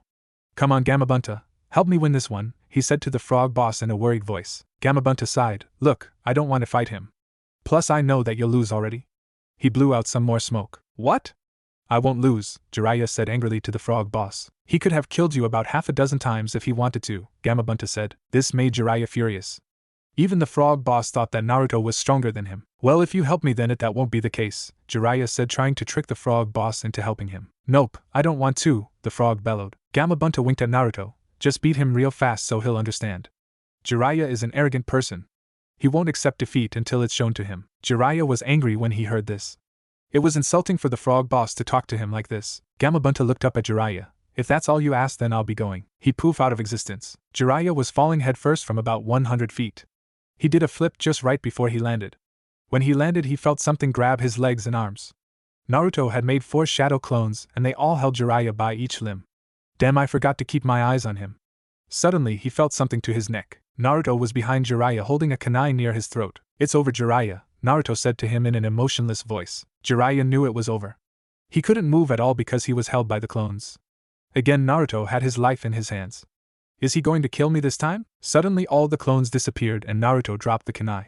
He left before Jiraiya could say anything. Jiraiya knelt to the floor and punched the ground. He's clearly stronger than me. The only one who couldn't see it was I. Even the frog boss knew. Naruto felt bad for destroying Jiraiya's pride, but he knew that there wasn't any other way. He knew what had to do now. Naruto went to the local bar and bought 10 large barrels of sake and a small cup. The owner looked at him weird, but it didn't bug Naruto. He made 10 clones, each carrying a barrel. Follow me, guys, he told them. Naruto traveled about 5 miles out of the hidden village of Leaf. He looked around to make sure that no one was there. When he saw that he was alone, he did a few hand seals, Kuchiyos no Jutsu, summoning. Gamabunta popped into existence. Naruto gave him a worried look. You know who I am, right? Of course I do, Naruto. I was wondering when you'll call us to ask what happened, but you never did, Gamabunta said. He blew some smoke. I thought that since I haven't signed the contract with the frogs yet during this time that you might not have known me yet, Naruto said apolitically. The huge frog laughed. He didn't answer Naruto's question yet because he saw the huge barrels. Oh, I see that you brought some sake with you. Are you going to drink with me? Yeah, I'm 21 now and we haven't had our drink together yet, Naruto said. He remembered the second time that he summoned Gamabunta, and the frog told him that they haven't drank together yet. The frog took one of the barrels and gulped it. Naruto took out his cup and sipped on some sake. It tastes better when you're drinking it with someone else, Gamabunta said. Naruto nodded. Well, let's answer your question. As soon as you came to this time period with the frog scroll, all your memories since you signed the contract also entered me. If you didn't have the scroll with you at that time, then I probably wouldn't have received your memories and thoughts. Luckily you always keep your scroll with you, unlike that pervert, Gamabunta told Naruto. Naruto never heard this information before. He gave Gamabunta a raised eyebrow. So you know all of my thoughts? The huge frog blew out some smoke. Yes, that's correct. What did you think happened when you signed the scroll? We also get something out of it also. As soon as you sign the scroll, from that point forward we can look into what you're thinking whenever we want to. This new information didn't set well with Naruto. He didn't want anyone knowing what he thought, especially what goes on in his mind sometimes. Gamabunta laughed when he saw Naruto's discomfort. Don't worry, we don't really care about your personal perverted thoughts. It's natural for humans to fantasize about what they would do with opposite sex. I have seen some of the things you think of and I got to admit, it's pretty interesting. You together with so many girls at the same time. It was only fantasizing, okay? It's not like I want it to happen, Naruto tried to convince him. Gamabunta laughed. Okay, Naruto, I believe you. He was playing with Naruto. Naruto changed the subject. Why do you talk with us then? You can already see into our thoughts. It's not automatic. We actually have to put a little energy if we want to know your thoughts or dig through your memories. It'll also be boring not talking with you guys, so we rather talk. Plus, you don't know what we're thinking. Some things that we tell you might make you think of something else, Gamabunta said. So, don't dig through my memories then. Can you do that for me? Naruto asked him. Sorry, but I have to dig through it from time to time to see what's going on with you. When it comes to memories, I don't get to choose what I want to see. I have a general idea where you keep certain kinds of memories, but it's still not fail-proof. Also, even though you take time to think things through, you still make mistakes sometimes and I just want to make sure you're okay in the end, Gamabunta told him. Naruto knew that Gamabunta was just looking out for him and not trying to be invasive, so he thought that it would be okay if Gamabunta knew his thoughts. Naruto remembered something. Hey, do you know what happened to the Kyuubi? I can't sense him anymore. Gamabunta grabbed another barrel and gulped it. It took a long time before Gamabunta answered, and it seemed like he was thinking things through. Two living things cannot exist at the same time. I figure when you travel back in time, the Kyuubi choose to exist during this time period instead of inside you. Of course he would choose to exist in this time period. Even though he's still sealed right now, it's better than living in a human and eventually dying later. Naruto's eyes opened. Then what will happen if I don't make it back to my time period before I'm born? Either you or the baby you will disappear, Gamabunta answered. Naruto thought this over. He wanted to live longer, but knew the importance of his birth. It was like Naruto had a time bomb strapped to his back. Even though it was still a long time before the Kyuubi surface, knowing his possible death date didn't fit well with him. If the baby me disappeared, then the Yondaime won't have any baby to put the Kyuubi in. This means the Kyuubi will destroy the village. Do you know how to get back then? Naruto asked. Gamabunta sighed. Sorry Naruto, I don't know how to get back. Naruto lowered his head. Don't worry Naruto, you still have some time before that date arrives. For now let's finish the sake. Gamabunta tried to cheer him up. Naruto smiled and took a sip of his sake. When they finished they were both laughing and having a good time. Well boss, I got to get some sleep now, Naruto said. Yes, you should, replied Gamabunta. Before you go Naruto, even though I like talking with you, I don't think you should call on me just to chat. Only call me if you really need me. If Jiraiya finds out that you also have the contract then it could be troublesome, and I don't think he should know yet. If you need information summon Gamakiki or Gamatatsu, they're less noticeable. We'll communicate between them. Okay, Naruto replied and he left to his house. Gamabunta poof out of existence. 2 days had passed and Naruto was going to the front gate. He saw that Jiraiya, Tsunade, and Nyoko were already waiting for him. Nyoko gave him a happy wave when she saw him. I'm pretty sure you all know the mission already, so there's no need for explanations. Alright, let's move out. Naruto was leading in the front this time. He knew that each member could take care of themselves, so he decided that they could hear him easier if he was at the front. Right when they started traveling, Nyoko could tell something was wrong with Naruto. She left Tsunade's side and went next to him. What's wrong Naruto? Oh, nothing, he answered. You're not a very good liar, you know that. He was thinking about his recent information from Gamabunta. Naruto sighed. It's nothing, really. She decided to let it go. Well, you remember your promise, right? I hate people who breaks their promises. Yeah, I remember my promise. So when are you going to start? Hold up, okay. I'll do it pretty soon. Stop pressuring me, she laughed. She went back to join Tsunade. What did you ask him? Tsunade asked her. I just reminded him of our agreement. I wanted to make sure he remembered it. What agreement? Nyoko smiled at her. She knew exactly what to say so that Tsunade wouldn't ask any more question about her agreement with Naruto. Oh, so you're interested about him now? I knew that you were. No, it was just that I was curious what agreement you had with our leader. Don't lie. It's not about the agreement that you want to know, it's the person. Fine, if you don't want to tell me then it's alright. Yeah, that's exactly what I'll do. I won't tell you. It was nighttime and Naruto decided it was time to set up camp. He took out a scroll and did a few hand seals. Poof. 3 tents, a cooking pot, some plates, chopsticks, a miniature refrigerator about the size of 2 backpacks, and 4 sleeping bags popped up. He left the group to gather some wood and Nyoko left with him. When it was only them two, Nyoko asked, Hey, so when are you going to start? He put his hand on his forehead indicating to Nyoko that he was tired of hearing this. Nyoko, I will, just wait, okay? I won't break my promise. She smiled knowing that she was getting underneath Naruto's skin. This was the first time she saw that he was bothered. "K, I was just making sure," she said happily. Naruto started a fire and started cooking. The rest of the group was in awe. During mission, shinobis rarely cooked. Most of the time, they ate nasty rations. After he finished cooking, he split the food into 4 plates and handed them out. Jiraiya didn't want to take it, but the smell of the food was 1,000 times more satisfying than his rations and he grabbed it. He put his rations back in his bag. Tsunade and Nyoko didn't hesitate like Jiraiya. "Wow Naruto, you really can cook," Nyoko said. This wasn't a lie. Tsunade and Jiraiya also thought that the cooking was superb, but didn't want to comment on it. "What do you think, Tsunade?" Nyoko asked in a raised voice. "It's good, better than rations at least," Tsunade answered while not looking at Naruto. After a moment, Nyoko scrunched her eyebrows and looked at Naruto. Naruto gave her a look that said, Fine, I'll start." "So Tsunade, what kinds of things are you into?" he asked her. Nyoko gave him a look that said, OMG, that's the best thing that you can come up with. Crickets chirped for a moment. "Aren't you going to answer him, Tsunade?" Nyoko asked her. "I'm not really into anything." After a moment, Nyoko bumped Tsunade. "What are you into?" Tsunade asked Naruto. He didn't know what to say. When he was younger, he would have answered, "My dream is to be Hokage. I like ramen." But it seemed real awkward to be saying this to a Tsunade that didn't know him. "I'm not really into anything." Naruto could sense that their conversation wasn't getting anywhere. "If that's all you have to ask, I'll be going to sleep," Tsunade said. Nyoko gave Naruto a disappointed look. Naruto responded by looking at her with I tried honest look. Nyoko went inside the tent and joined Tsunade. "I see what your agreement was," Tsunade said. "What?" Nyoko asked innocently. "He doesn't want to talk and personally I don't either." "What are you trying to do, Nyoko?" "He does, it's just that he doesn't know what to say." "You've got to loosen up a bit, Tsunade. You're scary at times." "I'm going to sleep." Jiraiya was sitting outside with Naruto. "Give her some time," Jiraiya said to him in a normal voice.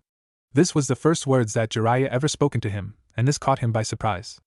"I guess beating him did do some good. She had a hard past, that's all. I'm her teammate and she rarely talks to me," Jiraiya said. Naruto nodded, stating that he understood, which he did. Your food was good, Jiraiya added. Thanks, Naruto replied. Well, I'll be getting some sleep for tomorrow, Jiraiya told him. Okay, see you tomorrow morning then, Naruto responded. The small village was surrounded by hills. It was nighttime and Naruto, Jiraiya, Tsunade, and Yoko were on top of a small hill looking down at the village. Tsunade and Naruto didn't talk much on the way to the village even though Yoko tried her hardest to get some sort of conversation started. What's the plan then? Jiraiya asked Naruto. Naruto closed his eyes in concentration. It was about 2 minutes before he spoke. Alright, there are about 150 shinobis in the village. I sense 8 shinobis in that tower. He pointed to the tower. It was 5 stories high and very thin. It was completely black and was built like an old Japanese building. That's probably where they are exchanging the documents. You can locate that much people's chakra at the same time? Yoko asked. She knew that it wasn't hard to locate a single person's chakra when they were close, but she was impressed by how far Naruto could sense people's chakra. Plus, he located many shinobis, not just one, and they were all new chakra signatures. Yes, but it takes me a long time. Also, I don't know the exact location, Naruto answered. Yoko opened her mouth in awe and amazement. Here's what we'll do. Yoko, you'll cast a genjutsu on the people outside. It won't affect the people inside because the building is protected by a chakra barrier. Right when you cast it, the people inside will know that they're being attacked. How so? Jiraiya asked. Because the chakra barrier most likely senses any change in chakra manipulation also, Naruto answered. Why don't we just kill them without using chakra? Yoko asked. She meant only using taijutsu. Even if we go straight to the tower, we would most likely face at least 30 people. One of them would surely alert the others. The less shinobis we have to fight, the easier it'll be to succeed in this mission, Naruto answered. The people inside will do one of 2 things. 1, they'll either come out and try to find us, or 2, they'll wait inside for us to find them. You're sure they won't run for it themselves? Yoko asked. No, I don't think they would. I can sense that they aren't that weak and they'll probably try to handle it instead. They also probably don't want to delay this meeting any further. How strong? Jiraiya asked. Not that strong, but they outnumber us 2 to 1, Naruto answered. How long will your genjutsu last on the shinobis, Yoko? Naruto asked her. About 20 minutes, since I'll be casting it over a large radius, she answered. We'll reach there in about 5 minutes. That means we have 10 minutes to get the documents, and 5 minutes to get out before the shinobis are released from the genjutsu. That's not a lot of time, Jiraiya said. Yes, it isn't, but it's the best we can do, Naruto agreed. What'll happen if we don't make it out in time?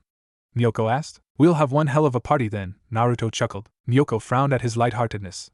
She thought Naruto had a better plan for escaping just in case they couldn't get out in time. Don't worry. I believe in our abilities, Naruto said, sensing that Yoko didn't like their chances. 4 against 150, right? Yoko said in disbelief. You forgot to add 4 strong people, Jiraiya said to her. Yes, Jiraiya's right. If I didn't think we would survive this, I would have called it off when we got here, Naruto said. Even after you were already given the mission? Yoko asked. Yes, Naruto answered. Ready? He asked the group. They nodded their head. Alright, go Yoko, Naruto said. Yoko started doing some hand seals, Nien Shuja no Jutsu, Temple of Nirvana technique. Feathers started to fall down on the town. Yoko turned on her Sharingan, and the 4 started running down the mountain as quickly as they could. When they reached the tower, Naruto did some hand seals unseal. The invisible barrier turned yellow for a second and disappeared. Let's go, Naruto told the group. They went up the building until they reached the top floor and opened the door. Who do we have here?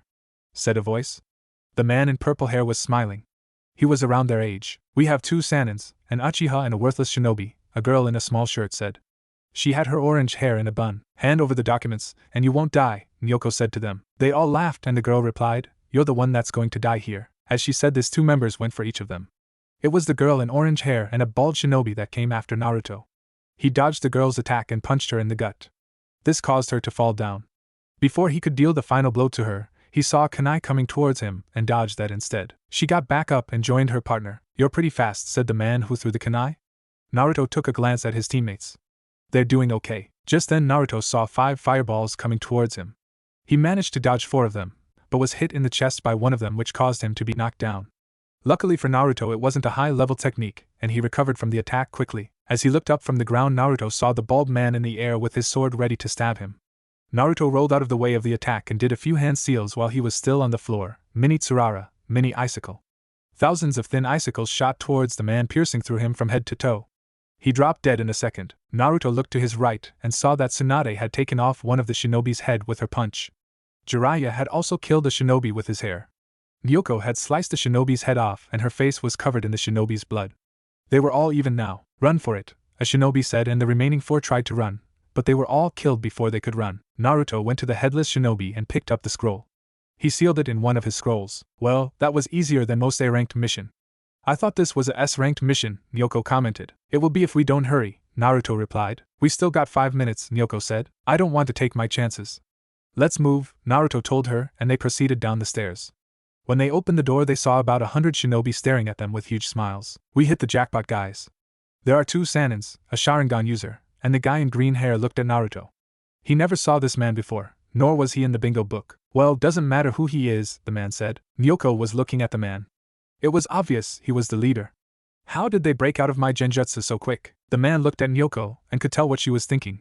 Do you really think that out of this many shinobis there wouldn't be a single person who didn't know how to cancel genjutsus? Why didn't you come after us before then? Jiraiya asked him. We wanted to trap you instead. We weren't all awake yet, so I decided to wait, the man answered. So you let your teammates die just to get us, Jiraiya said angrily. Yes, 8 people traded for 2 Sanins and a Sharingan user. That's a pretty fair trade, don't you think? He smiled. Disgusting, Jiraiya thought.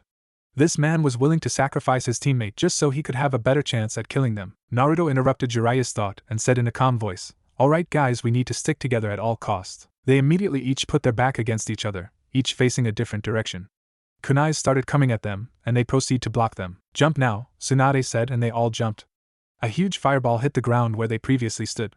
The group came back to the ground and reformed their formation. Damn, this will take longer than I thought, the green-hair shinobi thought. He knew what would make them get out of their formation. The green-hair shinobi reached into his kunai pouch and threw an explosive tag that was attached to a kunai. It landed near Nyoko. Get out of the way, guys, Nyoko said when she saw the explosive tag. They all jumped in different directions. They couldn't jump up this time because they knew the explosive would be too big. Each was immediately surrounded by dozens of shinobis. A couple of shinobis came towards Naruto. He managed to dodge the first person's attack and grabbed his throat. He ripped the guy's Adam's apple off. These shinobis are only about Chunin level.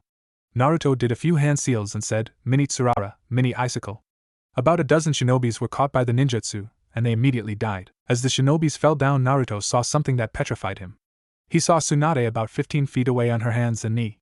A shinobi had both his hands up holding a sword ready to stab her. No! Naruto yelled.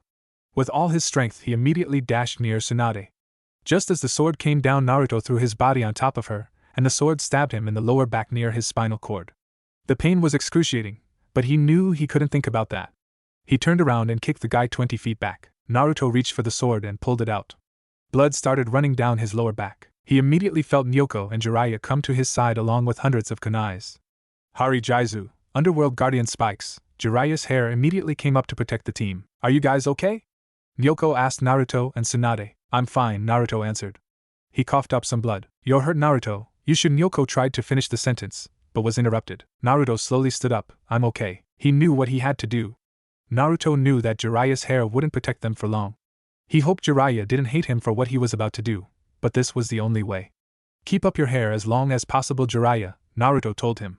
Naruto did a long series of hand seals, Kazandan Yomi, lava of the underworld. Jiraiya still had his hair around the team when suddenly he heard the screams of about 100 shinobis. Keep protecting us, Naruto told Jiraiya.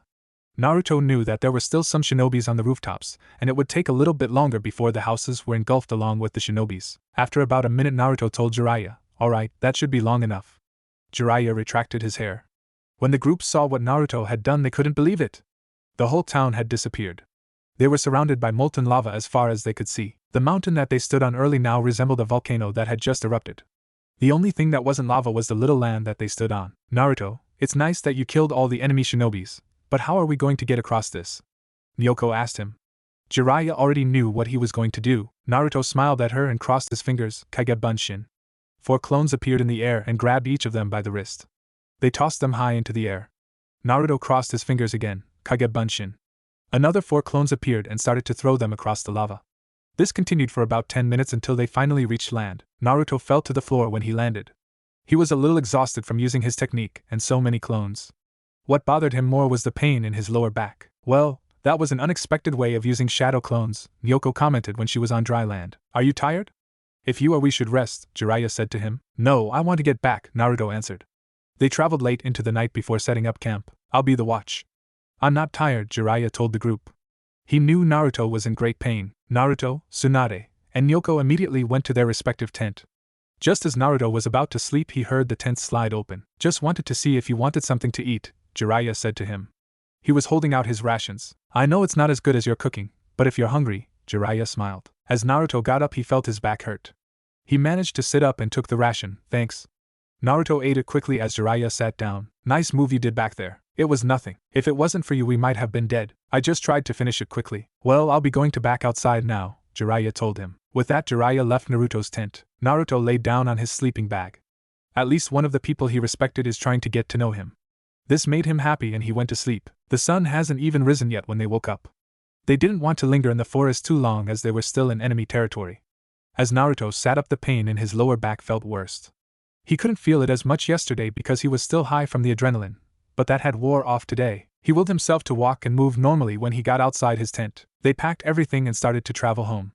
As they were traveling, Naruto could sense that Nyoko kept giving him glances once in a while. It was about 8 o'clock at night when they reached Konoha. Can you guys give Sarutobi-sensei our mission report? Naruto asked them. Sure, is there a reason why you're not coming?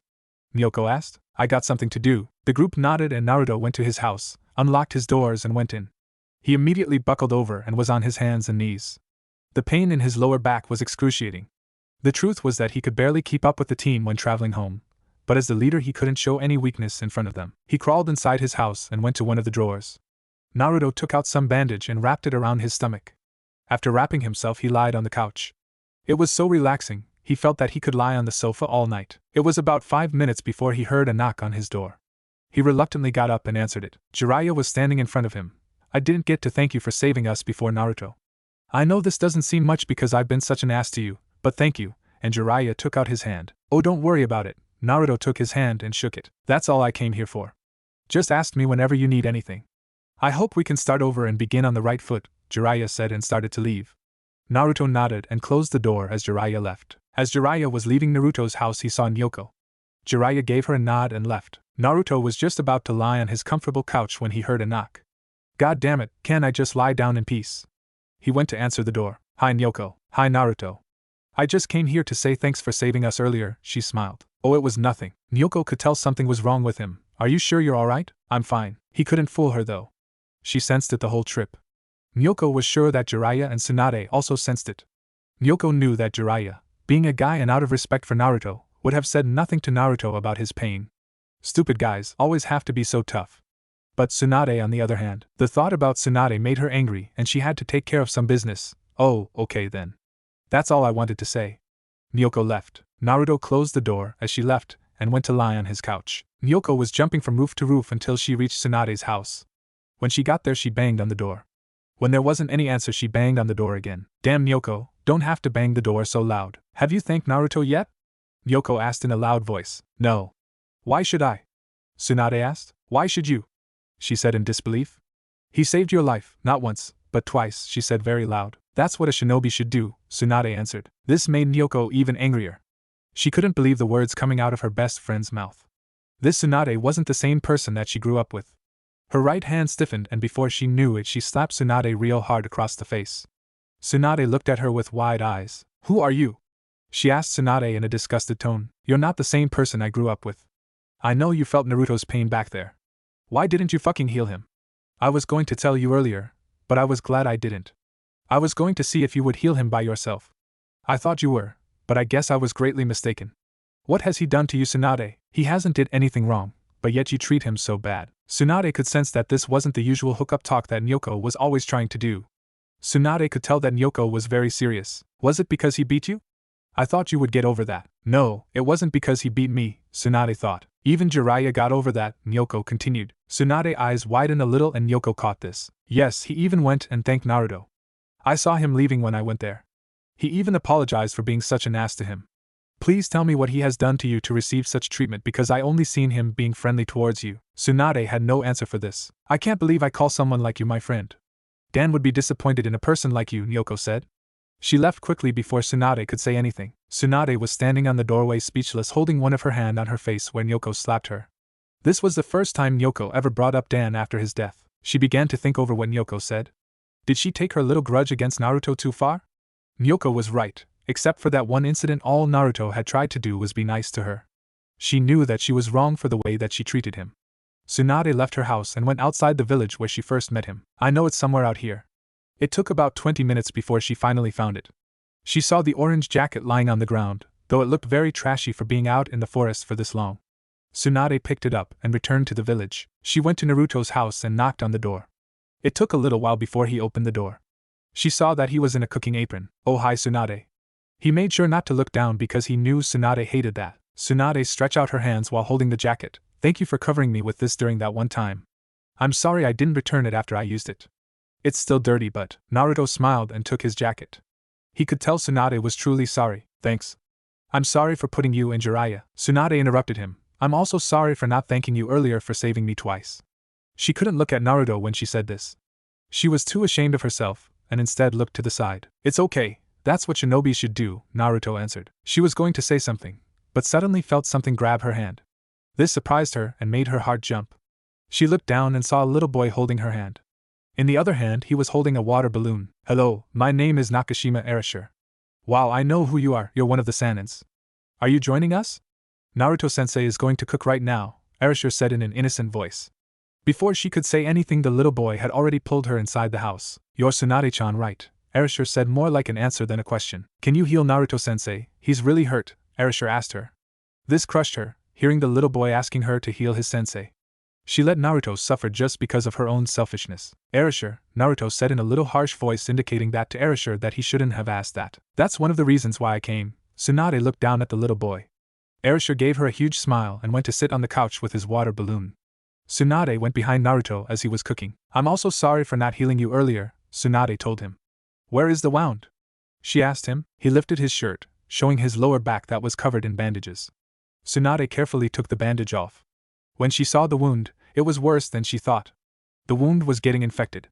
If he didn't heal this soon it could leave a scar. "I have to reopen the wound to take out the residue. It could sting," Tsunade told him. He nodded.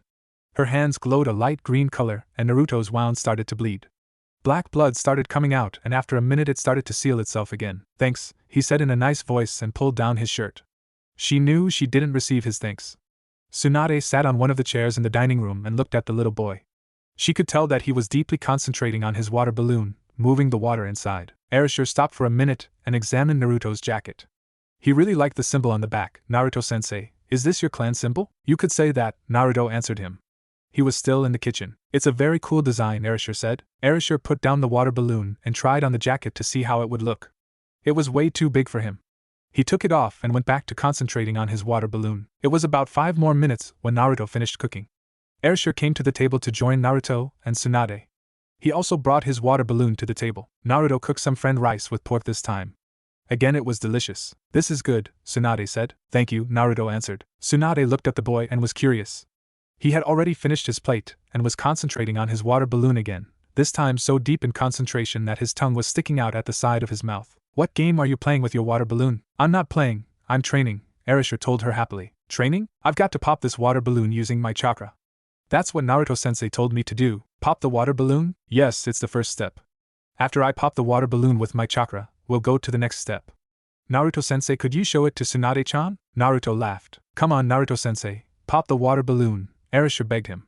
He wanted her to be impressed. Tsunade was also interested. "Yeah, Naruto, can you show me?" After a moment Naruto took the water balloon in his hands. Tsunade saw little bumps on the balloon unlike how Erasure was doing it, and it suddenly popped. "I see, he's rotating it in many directions unlike what Erasure is doing. Naruto's not just going to show it to him directly. He wants Erasure to figure it out himself." When Erasure saw her face, he could see that she wasn't really impressed by what his sensei did. "Show Tsunade-chan the real jutsu sensei," he told Naruto happily with a big smile.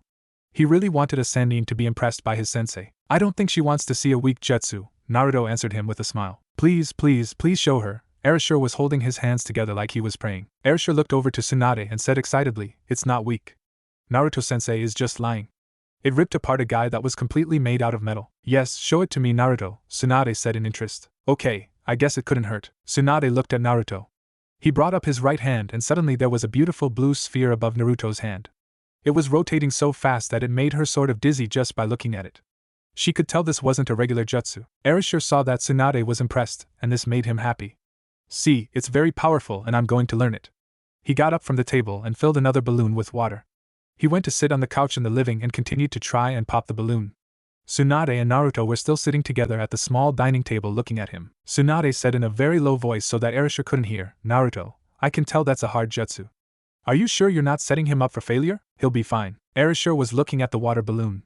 When his sensei popped the balloon for Tsunade, Erasure noticed that something different. When his sensei popped the water balloon, it had bumps while his was just swirling side to side. He thought hard about this, then it clicked. He reached out his hand and tried rotating his chakra in many different directions. The balloon suddenly popped.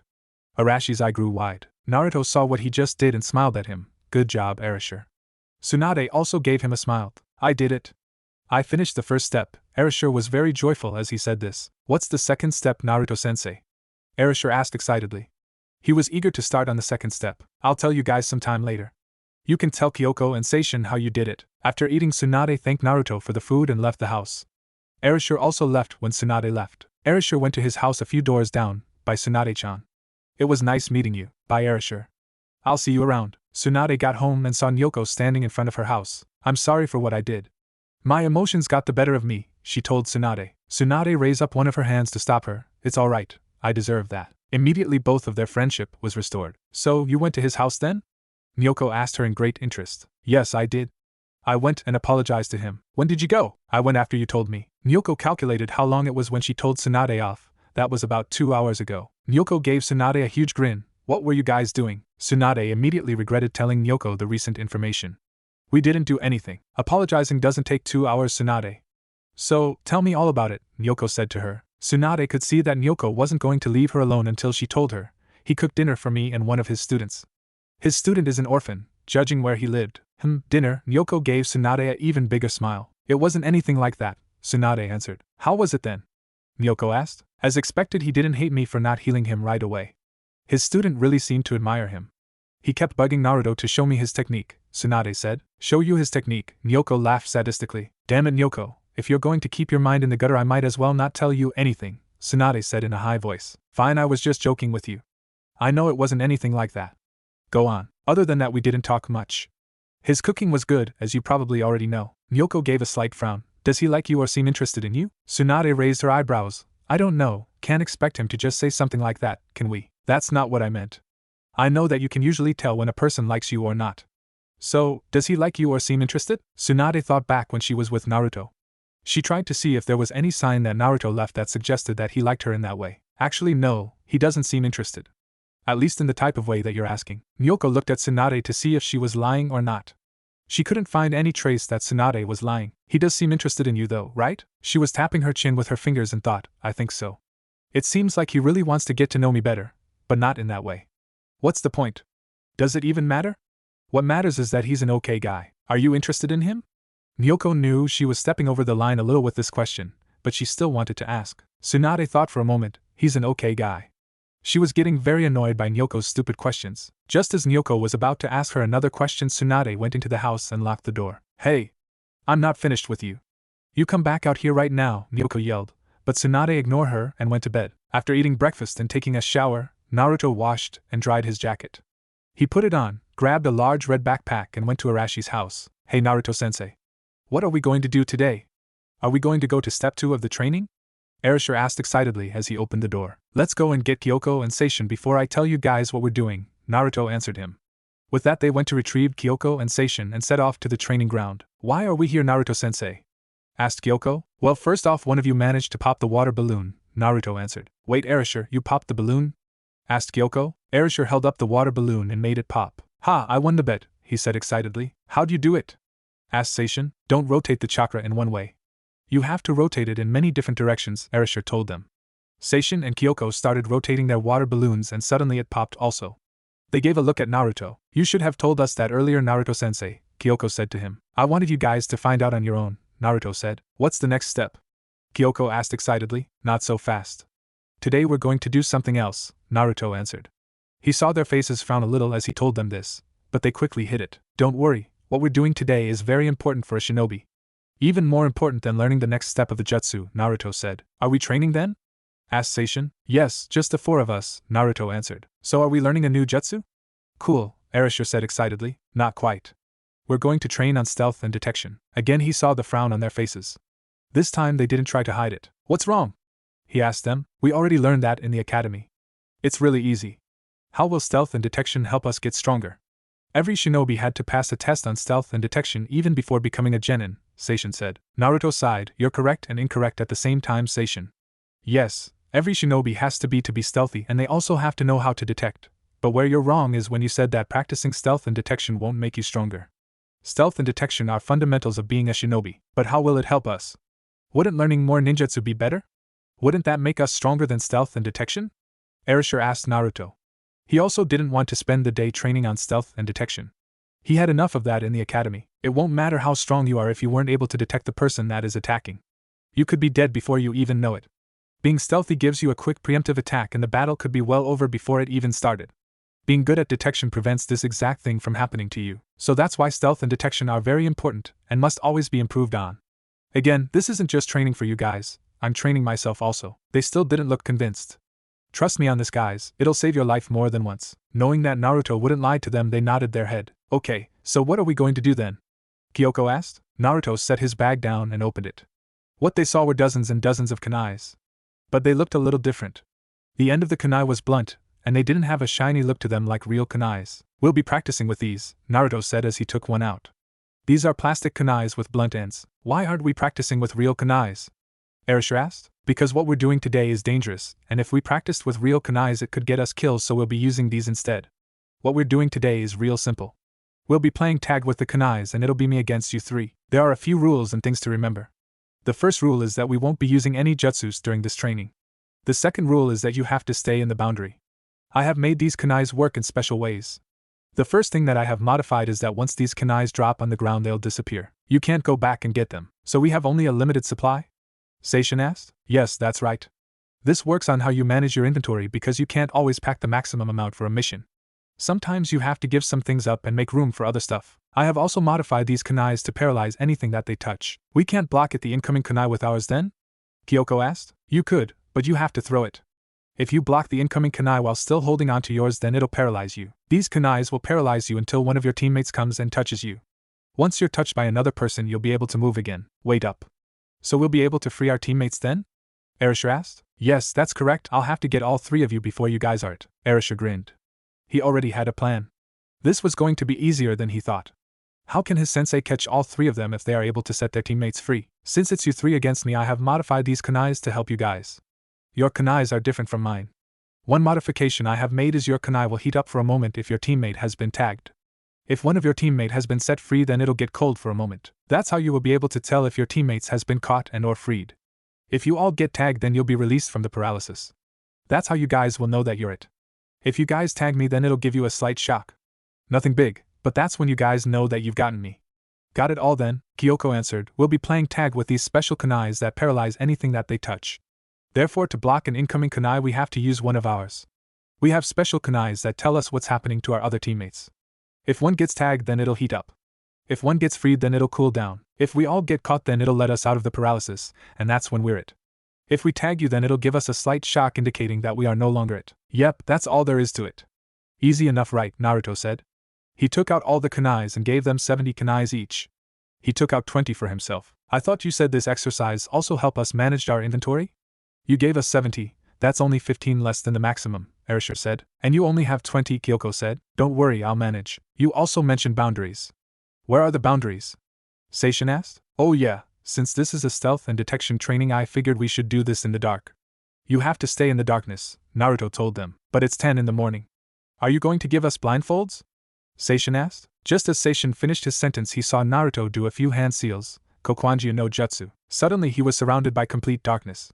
Seishin put his hands right to his eyes and couldn't see anything. This was way darker than anything he experienced before. Alright guys, we'll practice until 2. I'll be at first. I'll give you 30 minutes to hide before I start trying to catch you guys, Naruto told the group. The three left with Kyoko in the front, Erasure in the middle and Seishin in the rear. Damn, this is a lot darker than blindfolds, that's for sure, Erasure said as they were traveling. Yeah, I can't see anything in front of me. We can't even use our eyes. Let's hope we get used to the dark soon so that we can see a little, Kyoko said. After 5 minutes of distancing themselves from Naruto, Seishin spoke up. You guys have a plan? Erasure answered. I got one and Sensei will have a hard time catching us with this plan. What's your plan? Kyoko asked him. Easy. Remember Sensei saying that we could free each other? They answered yes, and if we all stick together then it'll be easy for him to tag us, right? It'll be like a huge target instead of 3 little targets. Okay, so we split up? Kyoko said. Yes, but that's not all. We also split up in 3 different directions so that we're the furthest that we can be from each other. I will go south. Kyoko, you go northwest, and Seishin, you go northeast. If your kunai heating up, stop moving immediately. How will that help us though? Seishin asked. Easy. Once he tags one of us, he has to tag another one, right? So let's say one of us gets and the other 2 feels their kunai heating up. This is the next part of the plan. Once you feel your kunai heating up, stop moving immediately. This is very important. The reason for this is because he might wait for an ambush. But if the other 2 doesn't come, then he can wait all he wants. What happens if he comes after one of the other 2? Kyoko asked. I'm getting to that, don't worry. Let's say instead of waiting, Sensei comes after one of the other 2. Whoever Sensei goes after should move in the opposite direction of the first person that was captured. This will put distance between Sensei and the first person that he caught. This will also act as a signal for the last person to move. As soon as the third person, the one who Sensei isn't going after, feels the other person moving, they will go and free the first person that was tagged. After freeing the first person, the 2 will split up in different directions again. Even if Sensei managed to tag the other person, we'll just repeat the whole process again because 2 people will always be free. Remember, Sensei said that jutsus were forbidden, so we won't have to worry about any clones guarding the first person that was caught. See? He can't get all 3 of us at the same time if we just stick to the game plan. So, if we feel our kunai heat up, don't move until we feel the another person moving, Kyoko said, just to make sure of the plan. Yes, it's like a signal, Erasure said. Kyoko thought about the plan. It was real good, and she couldn't see any holes. She smiled to herself when she thought about what their sensei was going to do in this situation. Yeah, Sensei won't be able to get all 3 of us at the same time if we just follow the game plan. Ha, I can't wait to see the look on Sensei's face after this training, Seishin said. Alright, let's move out, Erasure said, and so they did. Erasure was moving tree to tree by himself for about an hour and a half already, and his eyes still couldn't penetrate the darkness. So far, his kunai hasn't heated up, so that was good news. The others are doing alright, he thought to himself. It was about another 15 minutes before he felt something. His bag and the kunai in his hand got a lot warmer. It wasn't burning, but he could tell that this was the signal that meant one of his teammates got caught. Immediately he hid under some bushes and waited. I wonder who got caught? Kyoko was paralyzed from head to toe. She felt her sensei jump in front of her. Good job, you've dodged a lot of my attacks, and it took some time to catch you, Naruto said to her. From where his voice was coming from, she could tell that he was in front of her. She sensed him jumping into the trees. Was he going to wait for the other 2 and ambush them when they come? She smiled to herself, knowing that they wouldn't come. It was about 30 minutes before he jumped down from the trees. Looks like they aren't coming for you, Kyoko. If they're not coming, then I guess I'll have to go after them, Naruto told her. Erasure was still under the bush, waiting. It looked like their sensei was going to wait for an ambush instead of chasing after the remaining 2. There's no way his plan could fail now. All he has to do is wait and play his role. All of a sudden he felt a kunai come his way and managed to block it by throwing one of his kunai. Now, he thought to himself, and he quickly left the bushes. Just as he left, he felt someone northeast of him moved also. That means that it was Kyoko who got caught. I must move southeast, and he did just that.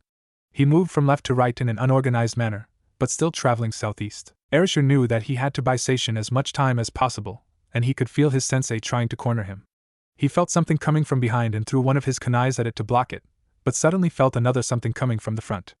Erasure tried to dodge it, but was too slow, and he was suddenly paralyzed in mid-jump. As he got ready for the impact, he felt someone grab his waist. You weren't as good as Kyoko, but you've managed to buy some time.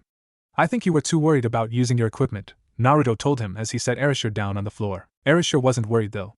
Any time now he should feel his kunai cooling down. What was taking so long? Seishin should have gotten to Kyoko by now, he thought to himself. What was even more intriguing was that his sensei hasn't left. I wonder, who came up with your guys' plan? Was it you? It's a pretty good plan actually. If I catch one person, the other 2 stops moving also. This way I can't ambush you guys. It forces me to have to go other one of the 2 remaining if I want to catch all 3 of you. But if I go after one of the remaining 2, I'll leave the first person unguarded, which leaves the third person free to release the first person. As soon I go after the second person, the third person also move. This will signal who got caught and tell the person I'm chasing which way to go so that they could put as much distance as possible between me and the other 2. Because I said that we can't use any jutsus, you guys don't have to worry about shadow clones or anything. Then why are you still here if you figured all this out? Wouldn't you want to catch Seishin right now? Erasure asked.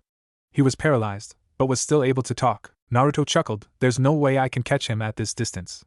By the time I reach there, they would have already split up again. We'll just have to wait and see what happens. Wait and see what? But before he could finish the sentence, he felt his kunais warm up again for the third time. He moved his body, and to his surprise he was able to move. But how? Erasure asked his sensei.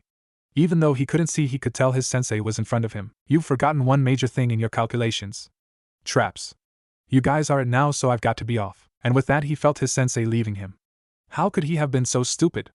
Of course, his sensei set up traps where Kyoko was at before coming after him. His sensei wasn't waiting for an ambush. He was setting up traps during that time. Erasure cursed at himself for overlooking something so simple. He could sense where the other two were located, so he went to join them. As he got there, he jumped down to where he felt their presence. It was all my fault. I forgot the simplest thing, Erasure said as he joined the group. In a real battle they would have died. Don't worry about it. It was all of our faults. We forgot it also, Seishin said. Yeah, I didn't even know he was putting it up and I wasn't even able to warn Seishin. I thought he was just waiting for an ambush. But he was really setting up traps, Kyoko said. Man, my eyes still aren't used to the dark, Erasure said. I think that's how the jutsu works. But let's get back to the real problem. What do we do now? Kyoko asked the group. How much kunais do you guys still have? Seishin asked them. I've lost about 15 just defending myself, Kyoko answered. I've lost 2, Erasure answered. Alright, I've lost about 13. How many kunais did you guys make sensei use? Seishin asked the group. I would say about 7, Kyoko said. 3, I think, Erasure answered. That trap used about 6 kunais, which means he'll only have 4 kunais left. If we plan this, we could get him. We still have a lot of kunais between us. And we know for a fact that we probably won't tag him just by throwing kunais at him. That's true, Kyoko agreed. So, that means we'll have to set up a trap for him. We'll have to make him fall into this trap. With only 4 kunais at his disposal, he won't be able to block all of it. Let's set it up then, Seishin told the group. With that they went into a different location and started building up their trap. It took about 30 minutes of working together to finish their trap. After finishing they got together again. Okay, it's all finished. We still need some kunais so that we can force him to fall into our trap. Together we have about 60 kunais left. We have to make this work, or we've lost. It's a one-shot deal. Alright, now all we have to do is find him. Let's look for him together because we won't be able to force him to the trap with only one person, Seishin said to the group. It took a long time before they finally felt something behind them. Erasure immediately threw a kunai behind him and heard a soft with noise indicating that someone just moved out of the way. Kyoko and Seishin jumped away from Erasure so that they could cover more ground. They worked together flawlessly trying to force their sensei to where their trap was. After about 30 minutes they weren't far from the trap. Come on, only a few more feet, Kyoko thought to herself. She was running low of kunais and she knew the other two was also running low. Then all of the sudden kunais started shooting from every direction. Yes, Kyoko thought to herself. There was no time to celebrate yet though, and she could sense her sensei moving very quickly to avoid the kunais. Impossible, there's no way he could dodge that many kunais coming from so many different directions. But she knew that it was exactly what he was doing. After about 20 seconds she felt a slight shock on her hands indicating that Naruto had been tagged. Well, that was good, Naruto said. Suddenly they could see again. That's it for the training? But we still have about 15 minutes left, Erasure said. Well, I wasted all my kunais already so I can't tag you guys. That was a pretty good trap you guys set up. The group felt satisfied knowing that they got their sensei. That was cool. You've managed to dodge all those kunais, Kyoko said. Well, not all. I got hit, didn't I? Naruto said. Well, I thought you would have gotten hit earlier, Kyoko said. That was a fun game. We should do this again. I never thought stealth and detection would be this fun, Seishin said in an excited voice. The other two nodded in agreement. Since you guys won, let's say I treat you all to lunch.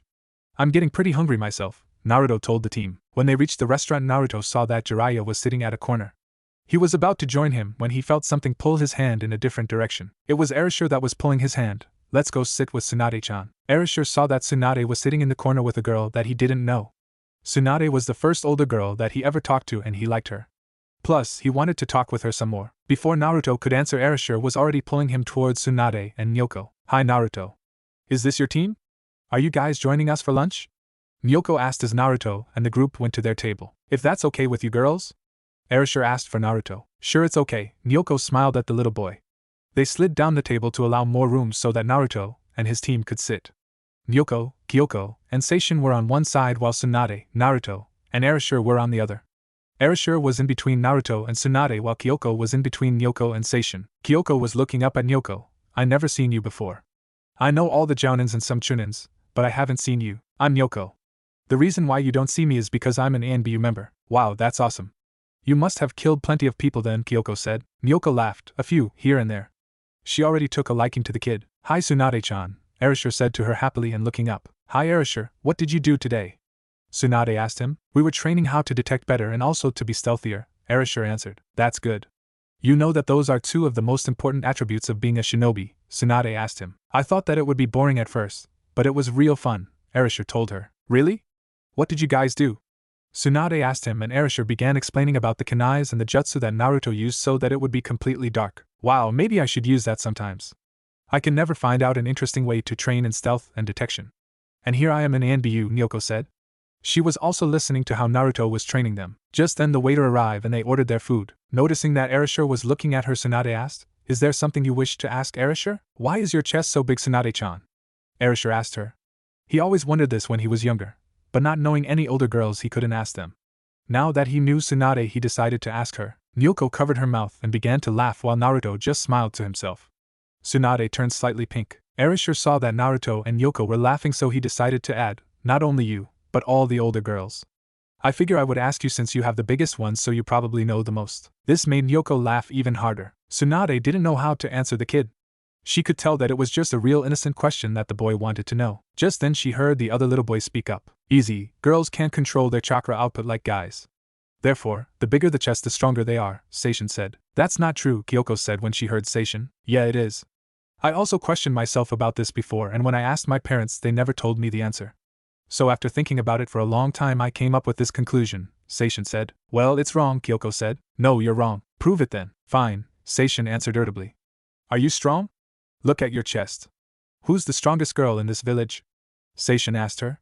He didn't wait for an answer, for everyone knew that Tsunade was the strongest. "Now, look at her chest." "My point is proven," Seishin said. He crossed his arms in triumph. Kyoko didn't know how to answer. Tsunade was the strongest in the village, and her chest was the biggest. She was beginning to sweat. "Well, what about all the non-shinobis then? I see many non-shinobis that have chest. Well, are they as big as Tsunade-chan's?" "And this only applies to shinobis," Seishin said in a victorious voice. "That's not true." "Tell them it's not true, Nyoko," Kyoko pleaded. Nyoko was laughing at Seishin's explanations. It was quite good, though it was completely wrong, she thought. "No, it's not true," Nyoko answered. "Told you," Kyoko said. "She just wants to comfort you," Seishin answered. Erasure thought about the two explanations before saying to Nyoko, "Wow, Nyoko, you're pretty strong also." Nyoko just chuckled. "Erasure, don't tell me you believe Seishin's explanation," Kyoko said to him. She slapped herself on her forehead in disbelief when she saw that Erasure was bought into Seishin's theory. "Well, it was better than yours," Erasure answered. Just then the food came and they started eating. Erasure looked up at Tsunade again and said, "Even if it doesn't measure how strong you are, I think it's very nice, Tsunade-chan." "Thank you," Tsunade said, looking down at him. Erasure also wanted to know what Naruto thought. "Naruto-sensei, what do you think of Tsunade-chan's chest?" Naruto and Tsunade turned bright red at this while Nyoko almost choked on her food. She managed to swallow the food, but was now trying to hold back her laughter, though it was really hard. She really didn't want the boy to pull back his question by laughing too hard. It was about 15 seconds before Erasure pulled on Naruto's jacket. He wasn't sure if Naruto heard him the first time and wanted to see what his sensei thought. "Naruto-sensei, what do you think of Tsunade-chan's chest?" "Yeah, Naruto, didn't you hear Erasure? He wants to know what you think of Tsunade's chest," Nyoko said innocently. Nyoko received a cold glare from Tsunade, but she didn't care. Naruto looked down at Erasure and answered, "They're very nice." Erasure smiled, knowing that his sensei agreed with him. "I'm glad you think that also." Just when they finished their food, Tsukumo came in and walked over to Naruto. When he got there he could tell that his presence seemed to upset Nyoko. He knew that she didn't hate him, quite the contrary, they were good friends. Tsukumo knew that he was walking into something that she didn't want him to. "I was just wondering if you and your team have a mission right now," Tsukumo asked Naruto. "No, not right now. Why? I've got a mission and I need some more people." "Sarutobi-sensei said that I could take anyone. I was planning on taking you and your team." "What rank is it?" "A rank." Naruto didn't like this. He thought it was too high of a rank for his new team. Knowing what Naruto was thinking, Tsukumo said, "Don't worry, I'll die before your team if it came to that." He was going to reject the mission until he looked on his team's face. They had fire in their eyes when they heard Tsukumo said A rank. "Before I accept, I'll have to see what kind of mission it is." "Of course, I was just wondering if you were interested." "Shall we go?" "Sure." Naruto and his team got up from the table. They all started to leave when Tsukumo looked back at Nyoko and Tsunade. "Sorry about that, Nyoko, Tsunade. I'll make it up to you, Nyoko." She stuck her tongue out at him and crossed her hand, indicating that she didn't like what he was doing. She really wanted Naruto and the group to stay. Things were just going smoothly until Tsukumo showed up. When they were outside, Tsukumo spoke up. "The mission is very simple. I have to escort a high-ranking government official to the capital." Naruto nodded. So this is why Tsukumo needed us. He really didn't need high-level shinobis, but just more eyes. "So, is it alright if you and your team help me?" Tsukumo asked Naruto. Naruto thought about it. The only real reason why it was a high-ranking mission was probably because of the person that they were escorting. "Sure, we'll help you on this mission." "Alright, let's inform Sarutobi-sama." Hokage Tower. "Hey Sarutobi, Naruto and his team are going to help me on this mission," Tsukumo said to Sarutobi. Okay, come in, Kin. An old man about the age of 50 came in. The top of his head was bald and he wore a very big brown coat that went down to his knees. He also had a cane with him. Is this my escort? He asked Sarutobi. Yes, you know Tsukumo already. This is Naruto, Sarutobi said to him. Is he competent enough for the mission? Kin asked in a rude manner. Of course he is, Sarutobi replied immediately. Kin didn't believe Sarutobi. He was always escorted by Tsukumo and a person with a bloodline, or one of the 3 Sanins. This new person didn't look strong to him. Don't worry, Kin, Naruto is one of the strongest shinobi here, Tsukumo said. Alright if you say so, Kin replied. With that they left Hokage Tower and started on their mission. They were walking through the woods all side by side while Kin was in the middle. It's not that far to the capital, but it'll take us pretty long if we're just walking, maybe half a day or so, Naruto thought. You're the White Fang, right? Seishin asked about 30 minutes into the walk. That's correct, Tsukumo answered. Are you stronger than the Sanins? Kyoko asked very interested. She heard that the White Fang was stronger than each of the Sanins. Tsukumo smiled at her and told her the truth. I can beat them 1 versus 1 sometimes. With them working together it's real hard, but once in a while I beat them. I don't know why you guys are so interested anyways. Your sensei beat Jiraiya and Tsunade at the same time. They all looked at Naruto in greater interest. The team never heard this information before. How come you never told us that before, Naruto-sensei? Kyoko asked him. Tsukumo answered for Naruto. There wasn't any reason for him to tell you guys. Naruto-sensei, are you stronger than Tsunade-chan then? Erasure asked him. He was excited by the news. Even though Naruto felt that he could easily take on Tsunade, he didn't want to boast, so he looked down at Erasure. It depends on a lot of circumstances, Erasure. Sometimes I will win while other times I will lose. They all looked at Tsukumo to see if he agreed with Naruto. Tsukumo nodded his head, showing them that Naruto was right. They continued walking until around 5 o'clock when Naruto stopped them. You feel that? Naruto asked the group and they nodded. Yes, there's 10 shinobis about a quarter of a mile away, Tsukumo answered. They're coming for us. You guys stay put and protect Kin, Naruto said. He felt that these guys were chunin to low jounin level and didn't want to put his team in trouble. Naruto also felt another person staying far behind. He could sense that this person was the strongest one. The 3 kids got ready, holding their kunais in front of them while Tsukumo took out his white chakra blade with Naruto taking out a kunai. They were standing side by side ready for the opponents. I get to see what you're made of, Tsukumo grinned. So do I, Naruto replied. Just then 9 shinobis appeared in front of them on the nearby trees. Tsukumo immediately went to engage them, and so did Naruto. Naruto immediately killed a shinobi by slashing his throat as he engaged them. He turned around and gave another shinobi a right roundhouse kick to the shinobi's face. The kick was so hard that it caused the shinobi's neck to completely snap. His head hung at his side and he landed with a thud. Naruto saw a sword coming down at him and managed to block it with his kunai. He grabbed the enemy's throat with his right hand and twisted it, breaking his windpipe. The enemy made a gasp of air and dropped to the floor.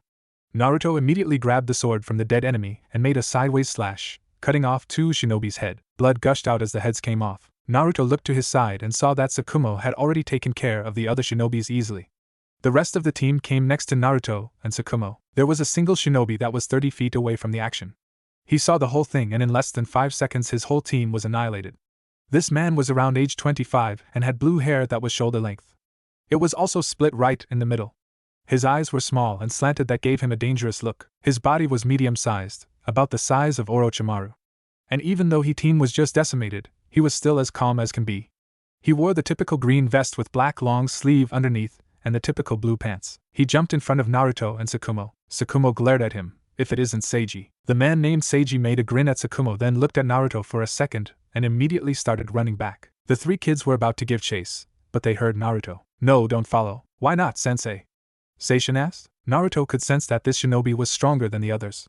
While he and Tsukumo could probably be able to catch the opponent, Naruto knew that the kids were too slow.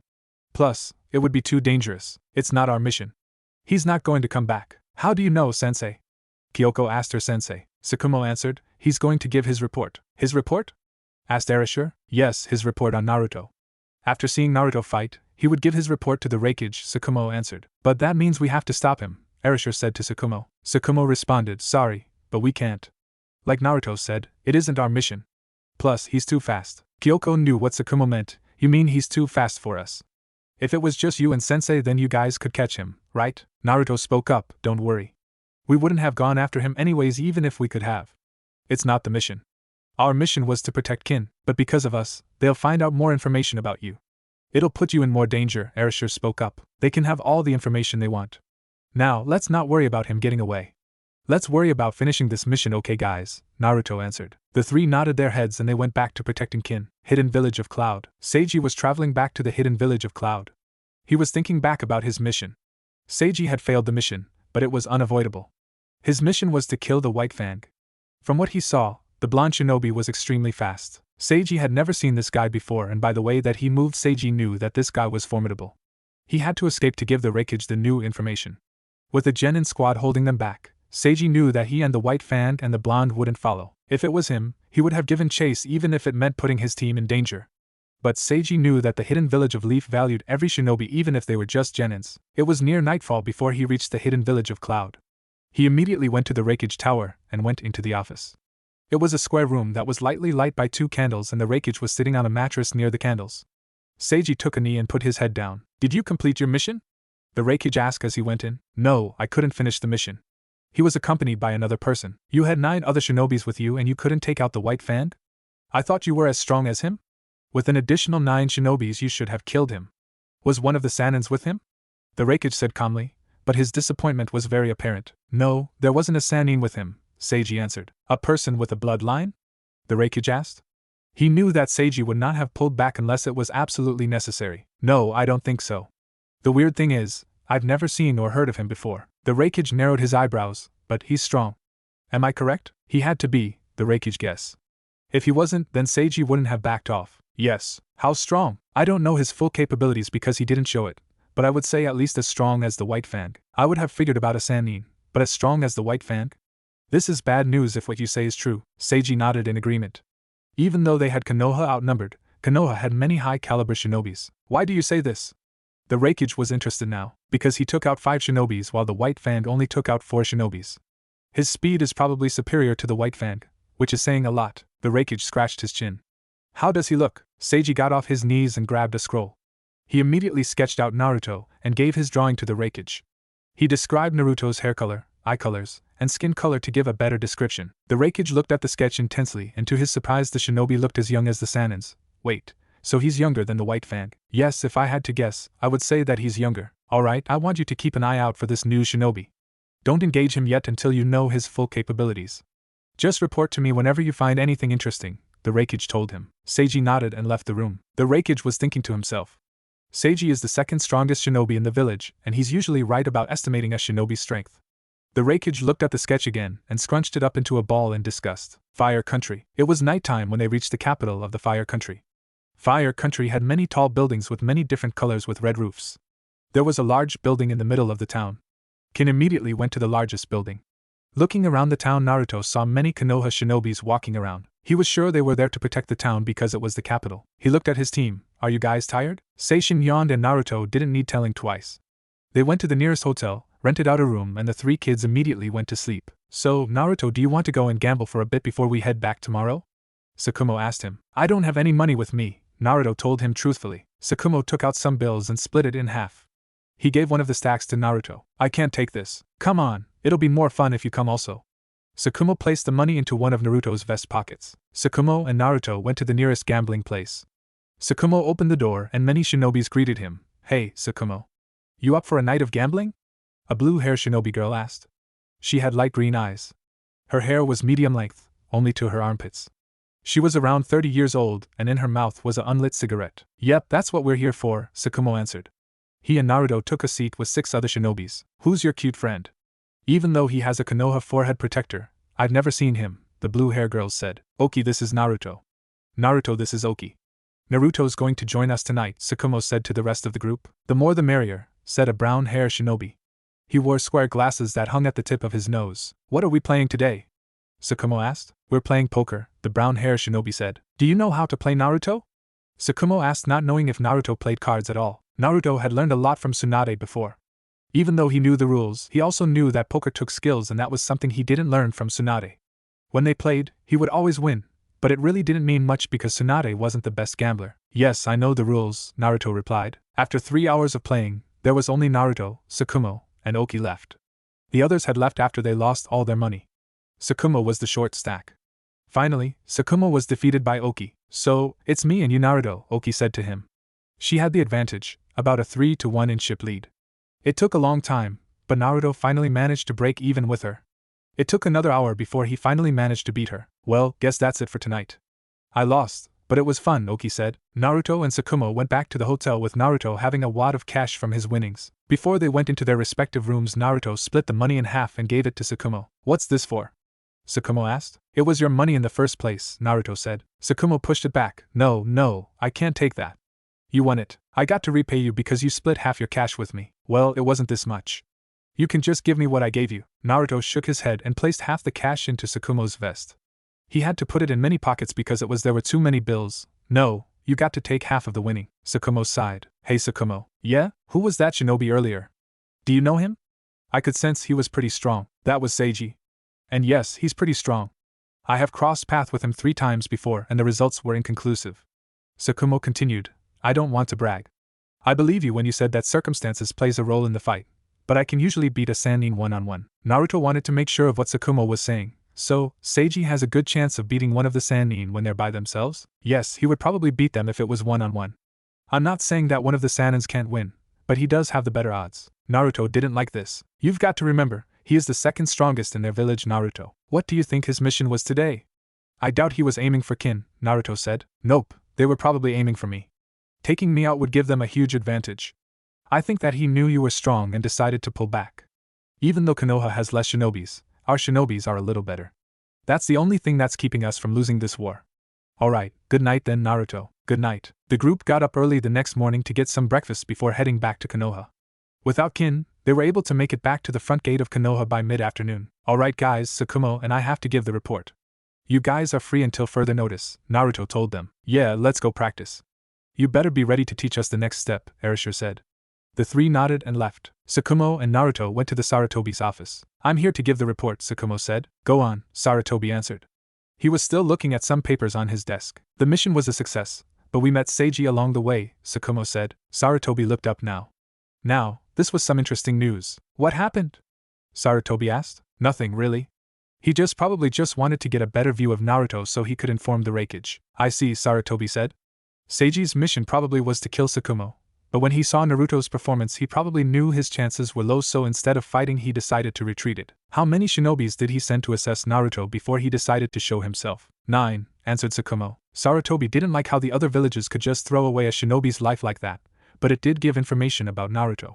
Plus, if Seiji had decided to encounter both Tsukumo and Naruto he would have probably died, even with 9 shinobis. Well, there's nothing we can do about Naruto's information, but did you guys show anything? Sarutobi asked. No, we didn't show any moves. They didn't get a lot of information on Naruto. That's good to hear then, Sarutobi said. Naruto and Tsukumo left the office. Sarutobi was looking at his papers. At least they didn't know how strong Naruto is. Now that he thought about it, even he didn't know how strong Naruto was. He just assumed that Naruto had to be strong since he was the Rokudaime, but the truth was he really didn't know. He would bet that Naruto was strong, but there were still other possibilities. Maybe there wasn't strong shinobis in the future, so Naruto just got lucky and received the title of Hokage. Naruto did tell him that it was a time of peace where he came from. Or maybe Naruto got along with the council and they just made him Hokage. He pondered this question for a moment before getting back to his papers. Naruto and Tsukumo were walking towards Naruto's house. Tsukumo asked Naruto to join him and his wife for dinner tomorrow night so that he could introduce Naruto to his wife. Before heading off though, Naruto wanted to get his jacket first. After getting his jacket they started their way towards Tsukumo's house, but they were stopped by Nyoko. Both of them could immediately tell that she was not in a good mood. Tsukumo thought she was mad at him for taking Naruto away, so he immediately said, "Sorry Nyoko, but I had to." He was cut off by her. "I'm not mad at you." She pointed a finger at Naruto and glared at him. "I'm mad at him." "What? Why? What did I do?" Naruto asked, very confused. "What do you mean, what did you do?" "I heard it all from Jiraiya. You fought him again a second time. It was right before our mission, just after telling me that you didn't fight your allies. You just gave me a fake lie so you wouldn't have to fight me and I believed you." She had an intense glare that frightened Naruto. Somehow it reminded him of Tsunade's glare. Was this where Tsunade got her glare? It was, Naruto tried to say but was cut off. "Don't say it was different. You said that before also," Nyoko said loudly. She began to put her face in the palms of her hands and started to sob. "I know, it's because I'm weak, right? Just say that and I'll understand." "Oh man," Naruto thought. Nyoko was still sobbing. "You're not weak, Nyoko. I saw what you're capable of and you're very strong," Naruto said. Then why won't you fight me?" Nyoko was still sobbing under her palms. Naruto gently slapped his forehead. "There was no other way." "Fine, okay, I'll fight you." She immediately removed her hands from her face. To Naruto's surprise, there wasn't any tears. Okay then. She got you, Tsukumo laughed. Tsukumo would have warned Naruto, but knew that if he did, Nyoko would probably kill him while he was asleep. Hey, let's make it a bet, Nyoko said to Naruto. A bet, Naruto said. Yeah, so we'll have something to lose, Nyoko said.